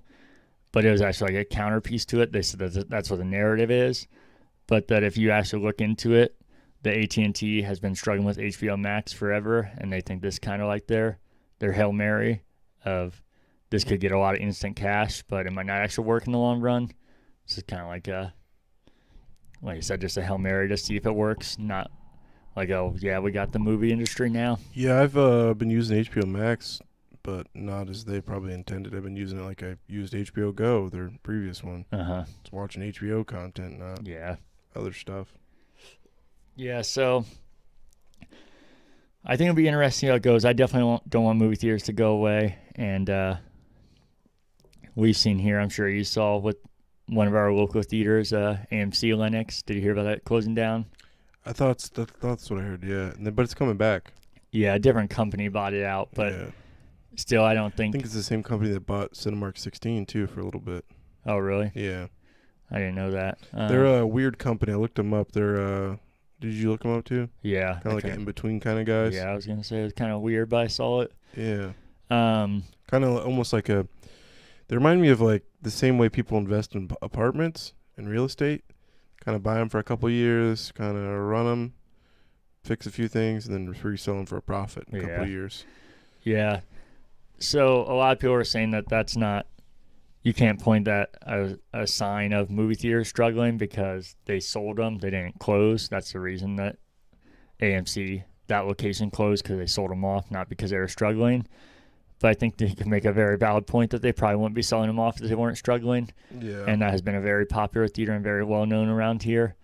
So, like I said, everybody can do what they want, and I'm not going to preach that people need to go to a theater or do anything. But unless you really, truly don't care about things leaving, I think sooner or later then you have to start putting your money where your mouth is if you want these things to stick around, and not if you go see a movie tomorrow, you're going to save it, and if you don't, you're the reason. But I think we're seeing that people are like, well, yeah, you need to support small businesses. These corporations are just fine, which I definitely think small businesses are obviously important. They do struggle more than anything, but I think we're seeing quite often that just because you're a big corporation doesn't mean you're handled well, or that even if you were handled well, that you can just survive with almost no income and no traffic. Yeah. So it'll be curious to see how this next year goes with things hopefully getting back to normal, and then seeing if this kind of stuff backfires or if it really does keep just kind of going farther down this road. Yeah. Then I'll go ahead. AT&T is just in a weird place, man. I think they're that's interesting thing is a Hail Mary pass. Yeah, I can send you the article. It's really interesting because they describe way better than I could and go in details of why that is, not just like, oh, we don't want them to die. They can give valid reasons why they think that. I wonder why Christopher Nolan thinks it's the worst one. They're all the same to me. Yeah, like I said, I wouldn't be surprised if you were like friends with him. He was like, oh, no, it's just fine, but I was going to take a shot at him, so. You know what the worst one is to me? Double down on it. What's that? like paid wise that I have is Amazon Prime Video. Yeah, I can see that. It's a big mess. It's kind of convoluted. Like I wish it had its own app. Yeah. Shows are separated by seasons, and instead of having all the seasons together, it's a big mess. Oh, really? Yeah, it's not. So I'd definitely say HBO Max is beating Amazon by far. It does have its own app unless they got rid of it. Oh yeah, I'm sorry. Like unlike the Fire Sticks and stuff. Oh, okay. Like the Fire Stick is it. Yeah. So I don't. It's weird. It's I wish they would go back to the whatever they say. Would go back to the planning stages. I don't fucking know what the saying is. Jesus. The drawing board. Yay! There you go. Go back to the drawing board. Almost said go Okay. back to the chalkboard. I had a couple of those moments. Actually, I lied. I have one last one because this is sports, and like I said, I've been trying to make this more of what we talked about originally, and that is that the NHL. I don't know if you saw this. They announced when they're coming back. They haven't officially. The league hasn't put out a statement, but any of the top sources say it's confirmed in the league. They just haven't put out like their public statement that the league is coming back January 13th for a 56-game season, and they realigned the divisions. Very odd, and I'm sure not permanently. If they do, I'm going to be upset, but I don't think there's any way because all the Canadian teams are in one division, which I think makes sense for this time period because I think that's to try and reduce the travel, and hopefully they're not going to all only play each other. In different rules, too. Huh? Different rules. Yeah. Do you see the Toronto Raptors, I think, are moving down to the United States for the next season? To Tampa Bay, I think. Yeah, Tampa Bay. Yeah, so it makes sense. And the Blue Jackets aren't in a division with our team, aren't in a division with the Penguins, which sucks. Yeah. But they are back in a division with the Red Wings, so we lose that, but it'd be kind of cool to have that rivalry back, especially if it's not a permanent thing. It also, as exciting as this is, and the fact that we're only a month away from hockey, which is super exciting, it's also sad if you really put it in context because now things are so normalized that we would be like 2.5 months into the season right now. And we're like, oh, shit, we get the season in a month. Let's go. But so it's kind of sad that how just you can say this about any scenario or any real life thing even, but it's weird that everything's kind of conditioned to be okay to be like that. And a normal game is 82. A normal season is 82 games, so this is much smaller. And that's another thing I really hope isn't permanent. But I think it is a smart move because eventually the season starts in early October. And if you want that to be your normal thing once things are back to normal. Late September then? Yeah. Yes, Jesus. So eventually they had to do a shortened season if they want things to be normal, to have a normal schedule. So if you try and fit 82 games in it now, that's going to go into your next season that should start in September. So I think if you shorten the season now, you can theoretically, hopefully, if things are normal, start your actual normal season by the time the next season comes. It is going to be weird, though, because they call it the 2021 season. They're still calling it that, but there's not going to be a 20 to this season. Wow. So I think they're just going to, if they're just going to roll with that, it's going to be kind of weird. It is weird. But then it's also going to be weird looking at, even if they do change it, looking at like history books in a few years from now, like the 21s or the 2019-2020 season, the 21 season, and then 21-22. Oh, wait, what's that year?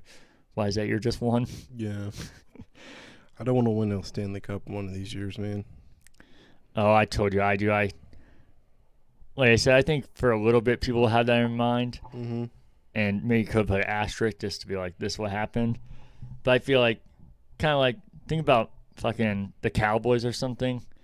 Those were in the 80s or Michigan. Their fucking trophies. People still talk about those, and people don't like really question what those factors were. So I think eventually, kind of history just doesn't matter with those specific things. I think in the moment people are, well, it doesn't count. But then 5 years from now, you're like, oh, we have 5 Stanley Cups, and everybody's like, oh yeah, you got 5. I don't think they really boil it down anymore. Yeah, that's a good but point. That's just me. So now for the longest news segment ever, we can move into media pickups, which that'll be easy for me because unfortunately I don't have any. Yeah, Black Friday at Target, picked up Home Alone 1, 2, and then I picked up probably the best Christmas movie is Christmas Story. And then Minecraft Dungeons. Picked up all 6 of those on Black Friday for $30. That's all I bought on Black Friday. Then I had just having issues of constantly having to delete stuff on Xbox, and quickly realized the only games I could have downloaded is Halo and Call of Duty, and that's it, and nothing else. And I was so tired of having to organize stuff and play one game at a time, and that's it. So I wanted an external hard drive. I wanted the one with the brute. What's his name? Atriox.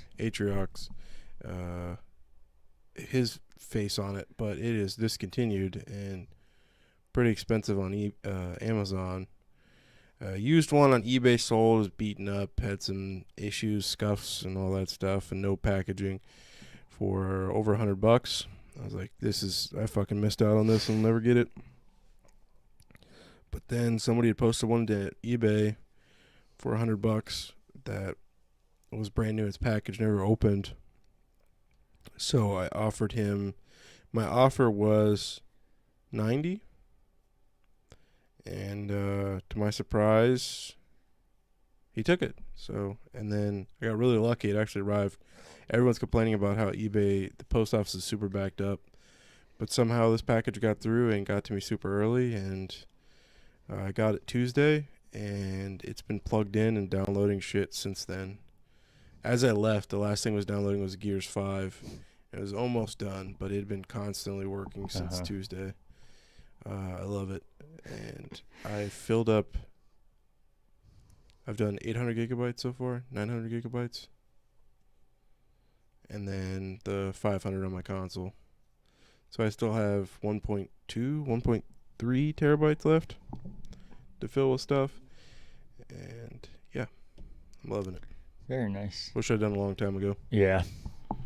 That's how I felt, and I've had mine for a while, but I still felt that when I got it. Yeah. All right. That's all I got. What have you been playing? Let me pull up my stuff here. I've been actually playing a decent amount. There you go. He was wondering about my backlog. Yeah. Minecraft Dungeons.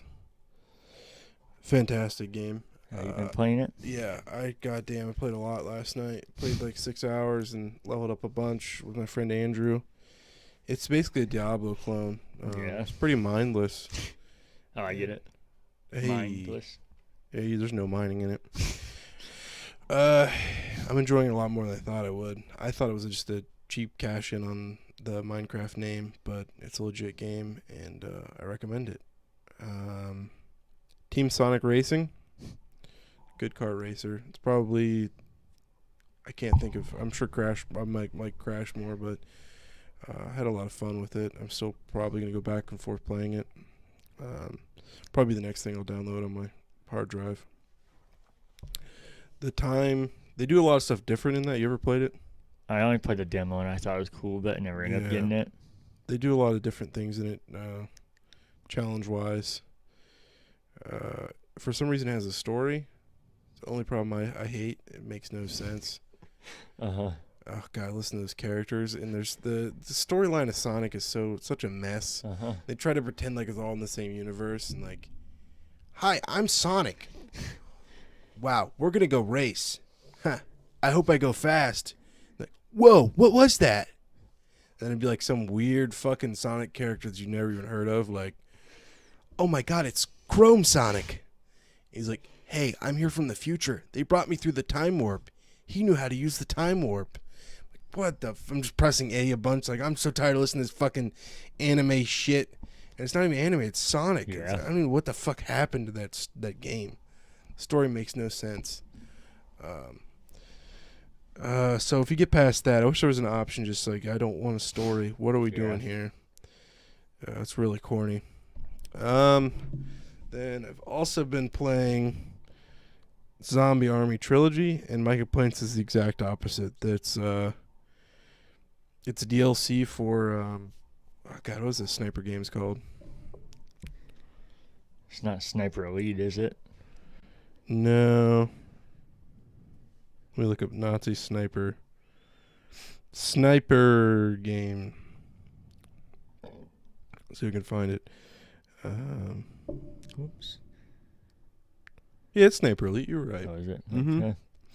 So it's DLC for Sniper Elite. They took all 3 DLCs and made into a game.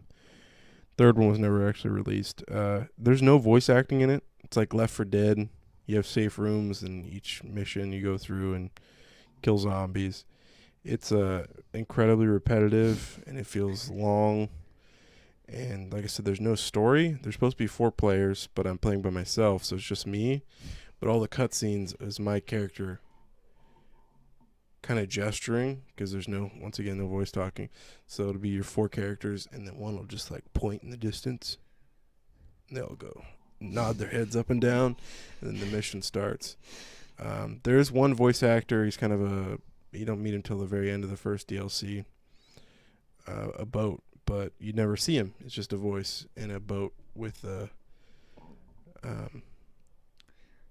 I don't know. It's okay. I feel like it can be much better with people, so I kind Yeah. of stopped playing it just because it's just incredibly repetitive.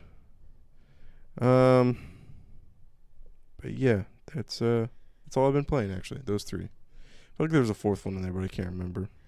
It's probably one of the ones I'm gonna say, but I can talk about mine and see that. Oh yeah, Halo Reach. Yeah. Yeah. So I played a little more Twin Breaker. I'm trying to get all the achievements, the Xbox version. I'm only down to I think 3 that I need. Which I said this game achievements or trophies aren't hard. Some are just a little time consuming. But I am down to the last few, and there is one I think is gonna be a little bit of a challenge for me. It's getting a certain amount of score on each level. So it sucks 'cause I'm almost there, but I feel like these are going to be the most time-consuming and difficult ones, even though nothing's too difficult. And then I finally played a little Tony Hawk 1 and 2 remastered on the Xbox One, and I'm liking it. You definitely have to relearn how to play this game. You knew how to play it. It's because games have just changed so much, and this game just fits in so weird with modern games.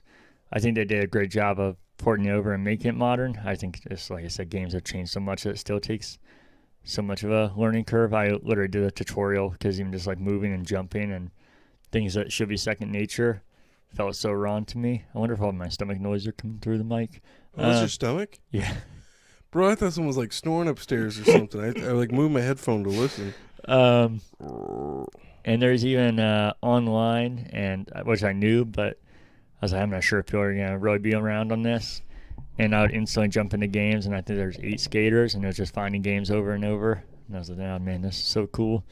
But I haven't played a ton of it, and a good portion of it was just trying to figure everything out again and relearn it. I used to just be, as a kid, I feel like you're just so concentrated and have such little things that you're just so good at it that, like, doing the most basic thing right now, I think as kids I would have just been laughing at it. This guy doesn't know how to play this game. It's just so weird. And then the only other things I played was some MCC. I beat Halo Reach with you guys on Legendary. Yep. Trying to run through all of them on Legendary.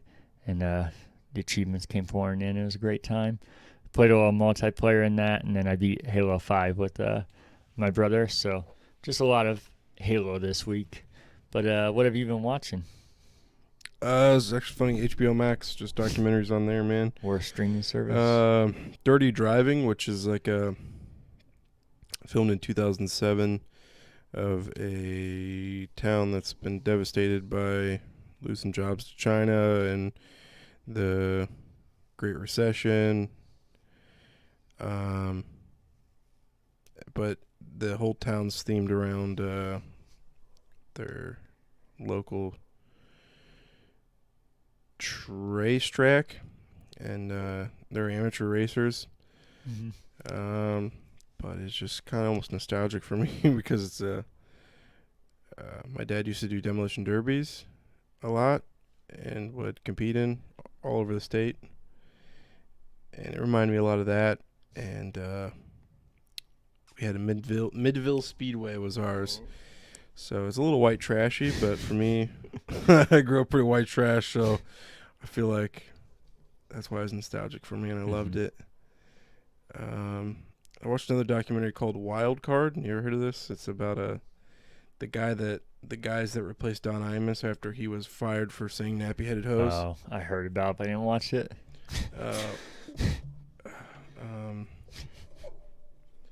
Let me see if I can find this guy's name. It was about him getting fired and getting arrested and his come up, but I don't know.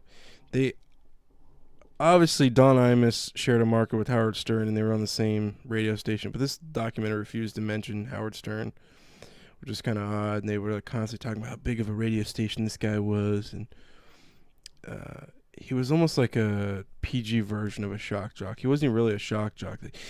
They'd be interviews like, he's wild and crazy, and they'd cut to a scene of him just being in his boxers on the radio, and he's like, I'm just in my boxers, and it's like you could tell it's one of those 902.5 in the morning, blue, and he's very, I don't want to say arrogant, but almost self-centered, I guess, or almost. I just felt very disingenuous.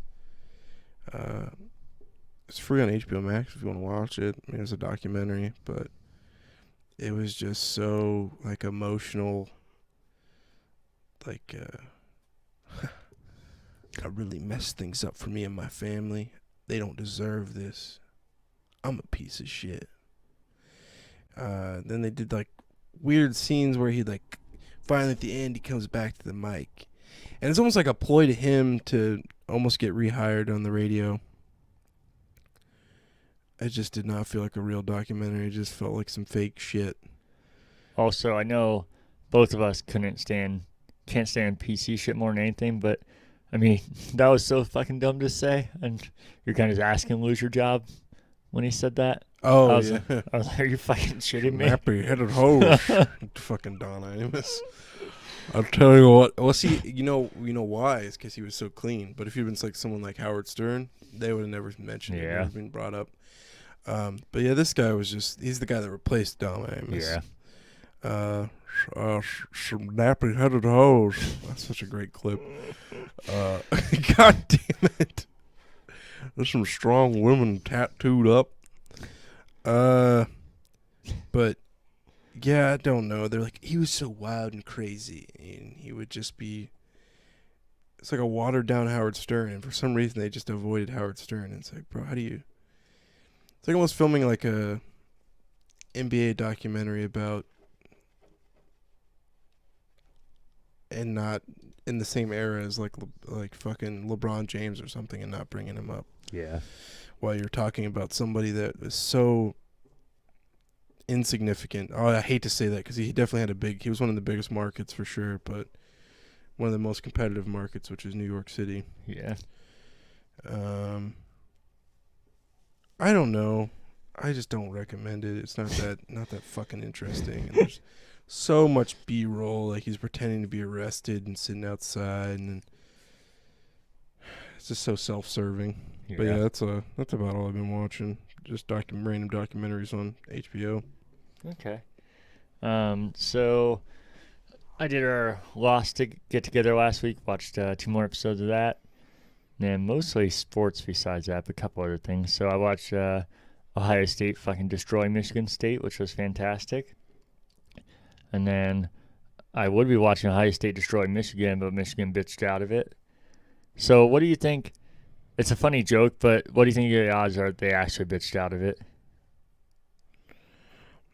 What do you mean? Like, like it's not actually a safety concern? Yeah. Probably. They knew they had no hope of winning it. Yeah, that's... my favorite thing was the dumb Michigan fans on Twitter, and Renee's sister-in-law was definitely one of them, where she's like, I told my family and we all cheered. And it's like, no, they didn't. If you're celebrating the fact that you ruined the Big Ten championship for us because you fucking idiots haven't been able to figure out a football program enough to beat us, and that's what you're down to celebrating because your team's that awful. And this is coming from a fucking Browns fan, so I get having nothing to celebrate. But something like that is just makes no sense. Yeah, I'm not even a conspiracy guy. I think it is kind of a conspiracy because the game didn't happen because of the virus and them having positive tests, and they didn't play the week before. So everybody's like, well, that's obviously not because they didn't play the week before. It's not Ohio State that they're worried about. But where I think it becomes kind of not a conspiracy, but kind of just logical, is that they didn't have even a hint of any issues the entire season until right the week before they played Ohio State. So it just seems a little too convenient to where I think it's not even really conspiracy. Our friend Jason surprisingly had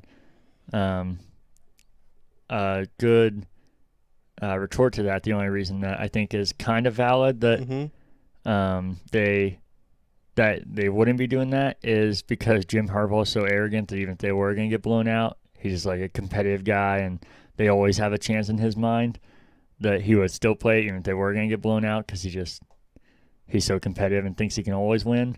Yeah. And I was like, that's actually, I think that's a valid point, but I still think there's a good chance that it was them avoiding it. It just seems a little too likely that they were safe and had no issues till the week before they played Ohio State. And this discussion's about his contract. Do you think he'll stick around? Because they're almost talking like as soon as football season's over, they're going to renegotiate another contract. I don't think so, but I would have guessed he wouldn't have the last 2 years. And I hate him, and I think he's been overrated since the day he got there. But if you're trying to be fair and just look at it logically and unbiasedly, I wouldn't hire him in the first place. But once you did, I think you had to at least give him a few years. And I'm not going to say he turned Michigan around because I think people give him way too much credit for that. But I think there's no denying that from the fucking pitfall they were in, he made them better. But I don't think that should be praised because I think making them better from what they were at isn't much of an accomplishment. So I think after doing that, you had to give him at least a few years. Especially, I think you should with any coach get a couple years, but especially in college, I think you need a minimum of a few years because you're not actually getting a chance to get your players and your system and everything. But since then, I feel like it's only gotten worse. So that's why I can't believe the last 2 years they've kept him, because since he's had more of his way and more of his system, it's only gotten worse. So I would say no, but I would have said that the past 2 years, even, like I said, trying to judge it fairly, being like, well, yeah. I wouldn't have hired him by having in the first few seasons what happened. Well, and then even, was it during the revenge tour? Or right before when they're talking about a lifetime contract? I think that was right before. I'm glad I bet they're really fucking happy they didn't do that. Yeah, I'm hoping they still do that. That's why I'm wanting more than anything. But I'm sure you've seen the Big Ten change their mind about the rule, and Ohio State's in the Big Ten championship against Northwestern. Yeah, and I wanted to be Wisconsin, man. I feel like Wisconsin lost to Northwestern because they were down some players, and I feel like I've been way more competitive with Wisconsin. It would have proved a lot more for the playoffs than Northwestern. Maybe in some people's eye, I don't know if you remember a few weeks ago when we were talking about this, so I'm guessing it'll be Wisconsin. I said I thought it'd be Northwestern. I think Northwestern is better even at their strength. I think they're traditionally the most underrated team in the Big Ten. Not that they're amazing or even on level with Ohio State, but I think they get no attention because they're such a small program. I think their coach, for what their program is, they have no right to be as good as they have been. And I feel like that shows how good he is. I hope Michigan is as dumb as they are and not smart enough to hire him. And I think he also seems like one of the few guys that is also a nice, normal guy and praises Ohio State and is respectful, even though Ohio State traditionally dominates them. But I think they've done so good this year that if Ohio State beats them, I don't know how they could keep them out of the playoffs. And like I said, the Big Ten would be stupid, again, on all bias aside, to not change this rule. This rule was made up. It's not like a long-standing rule. These rules kind of been fluid throughout the season, and I feel like it would have been embarrassing to keep the top team, clearly the top team, out of the league for that reason. Yeah. But November 19th at noon in Indianapolis, we'll get to see Ohio State play Northwestern. I'm happy about that. Yeah, I think I'm confident we'll win, but knock on wood. But you really don't think Wisconsin would have been better? Did I say that I didn't think it would be Wisconsin? No, it was the other way around. You said so. I was going to be Wisconsin. I was like, I think it'll actually be Northwestern. Really? Well, they hadn't lost yet to Northwestern though, right? I don't think so. Yeah. Like I said, I think traditionally, I think Wisconsin's better. But even if they had at full strength, I think Northwestern is a better team this year. So, really? Yeah. I could be wrong, but that's how I felt about it. And then I watched well, actually, I didn't get to watch it. I listened because I was at work, but I listened to the second half of the Cruise playoff game and them advancing to the MLS Cup, which will be hosted in Columbus. Yeah, this Saturday at 8 o'clock, which is even more of a bummer that Michigan fucking blew it because we could have Ohio State beating Michigan in the morning and the Crew hopefully winning the championship at nighttime. It's one and done? Yeah. It's for all the marbles, the kids say. But it'll be ties. Huh? What if there's a tie? No score. It'll go into overtime. And then It's playoff games, right? They go into overtime? Yeah. That's good. Then I watched The Mandalorian, which I won't get into because I don't want to be the guy that spoils it, but I'm only liking it more and more. You know, it pisses me off on Facebook. It's not even Facebook friends that spoil it. Oh, I know, yeah. It's fucking ads for these retarded websites. That are like, can you believe this happened? yeah.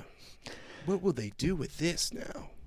And then the only other thing I watched was a Netflix original called The Holiday Movies That Made Us. I don't know if you've seen this on there. It's the same series as The Toys That Made Us. Yeah. And then I didn't even made us. Yeah, I didn't even know they made that one. I only knew about the toys, and like I said, I loved that in concept, but I actually didn't love the actual result. It was okay, but I was hoping for more. But you know how as I keep mentioning with Christmas, especially Christmas movies, and I started this, and I absolutely love it. It's so great. The sad news is there's only two episodes. I don't know if there's any more. Christmas Story one? No, they don't have that. It's Damn. Elf and Nightmare Before Christmas. Both are definitely worth watching. Elf is actually more interesting. I saw they were. There's a YouTube channel that does this too. Oh, really? I wonder how they feel about it. Yeah, they just did one on I'm Elf sure. as well. Oh. But Elf was actually more interesting, which surprised me because I felt like that was kind of straightforward. Just even though it's good, I felt like there's not much you could add to it. I felt like Nightmare Before Christmas just inherently with all the stop motion, animation, and everything, I thought it'd be way more interesting. Mm-hmm. But they're both worth watching. But I think Elf is actually more interesting. A few of the things that they talked about, I added some notes here that I didn't know about that I was kind of like, this is cooler than just like a making of. Did you know who was originally supposed to play Buddy the Elf? No. I was trying to think who. They were going to have Chris Farley play him. Oh. And the director of Elf, I guess he never really directed anything. This was his first thing. Mm-hmm.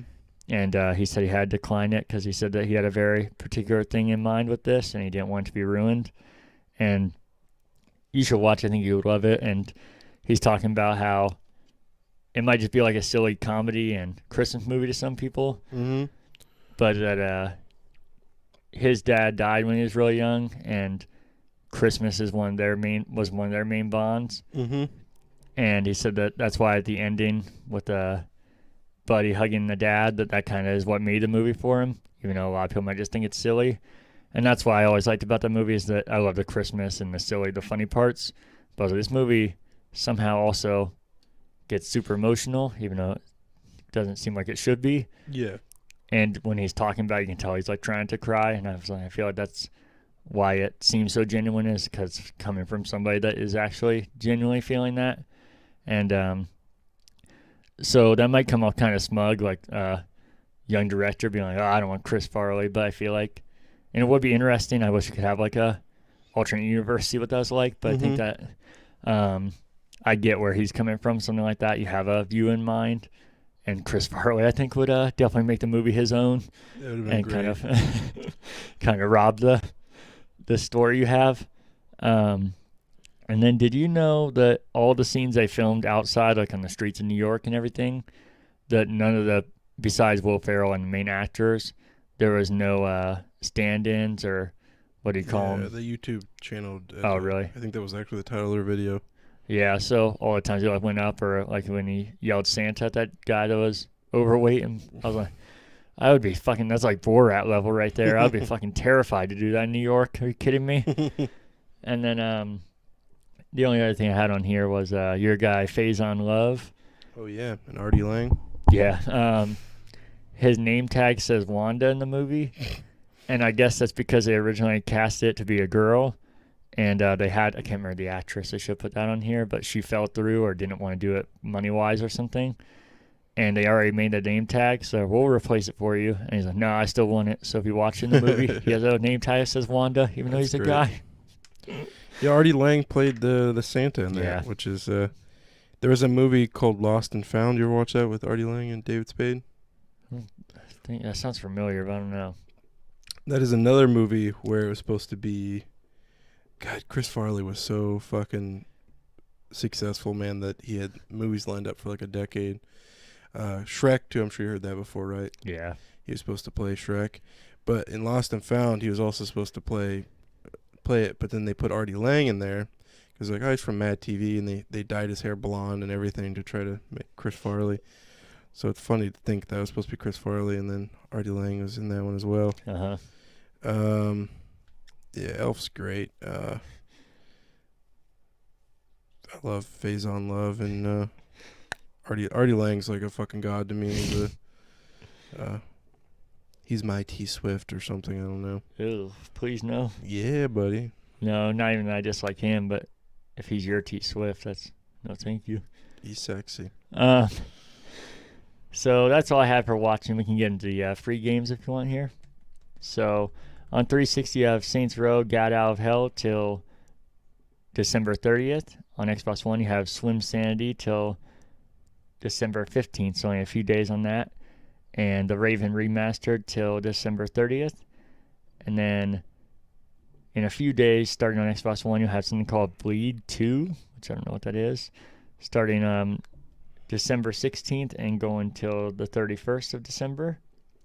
And on Xbox 360, you have Stacking, also starting on December 16th and going to December 31st. I think Bleed 2 I said wrong, though. It starts on the 16th and goes to January 15th. And PlayStation Plus, you have Worms Rumble, Just Cause 4, and Rocket Arena till January 4th. And then PS5, you have Bugsnax till January 4th. I need to download that Bugsnax. Yeah, or you should definitely claim it. Yeah. Do you have any fake outrage? Sure. Sure. I just think it's kind of crazy that that you don't pay me, and I was over here for 8 hours today. No, I'm just kidding. I just realized I'd been here for 8 hours filming stuff with you. I was trying to figure out how to turn it into fake outrage. So I was like, I could just say he doesn't pay me or something. No, I knew this episode would be long, but yeah, this is still nuts to even me. Because we did the video game awards from 6 to 2 a.m. So 6, 7, 8, 9, 10, 11, 12, 1. So that's 8 hours, man. We put in a full work day here. Could have done a 24-hour stream, you know? No, that because it's 8. This is 8, and that's 24. So I feel like probably $120. You could Venmo me. I'll feel like okay, that works. Okay. But you got any fake outrage? I don't this week, so can wrap it up here if you're ready. Sounds good. I know it's a short episode. As always, you can follow us on Instagram, Twitter, and Facebook at Current Backlog, and you can send any questions, or feedback to currentbackloggers@gmail.com. Goodbye.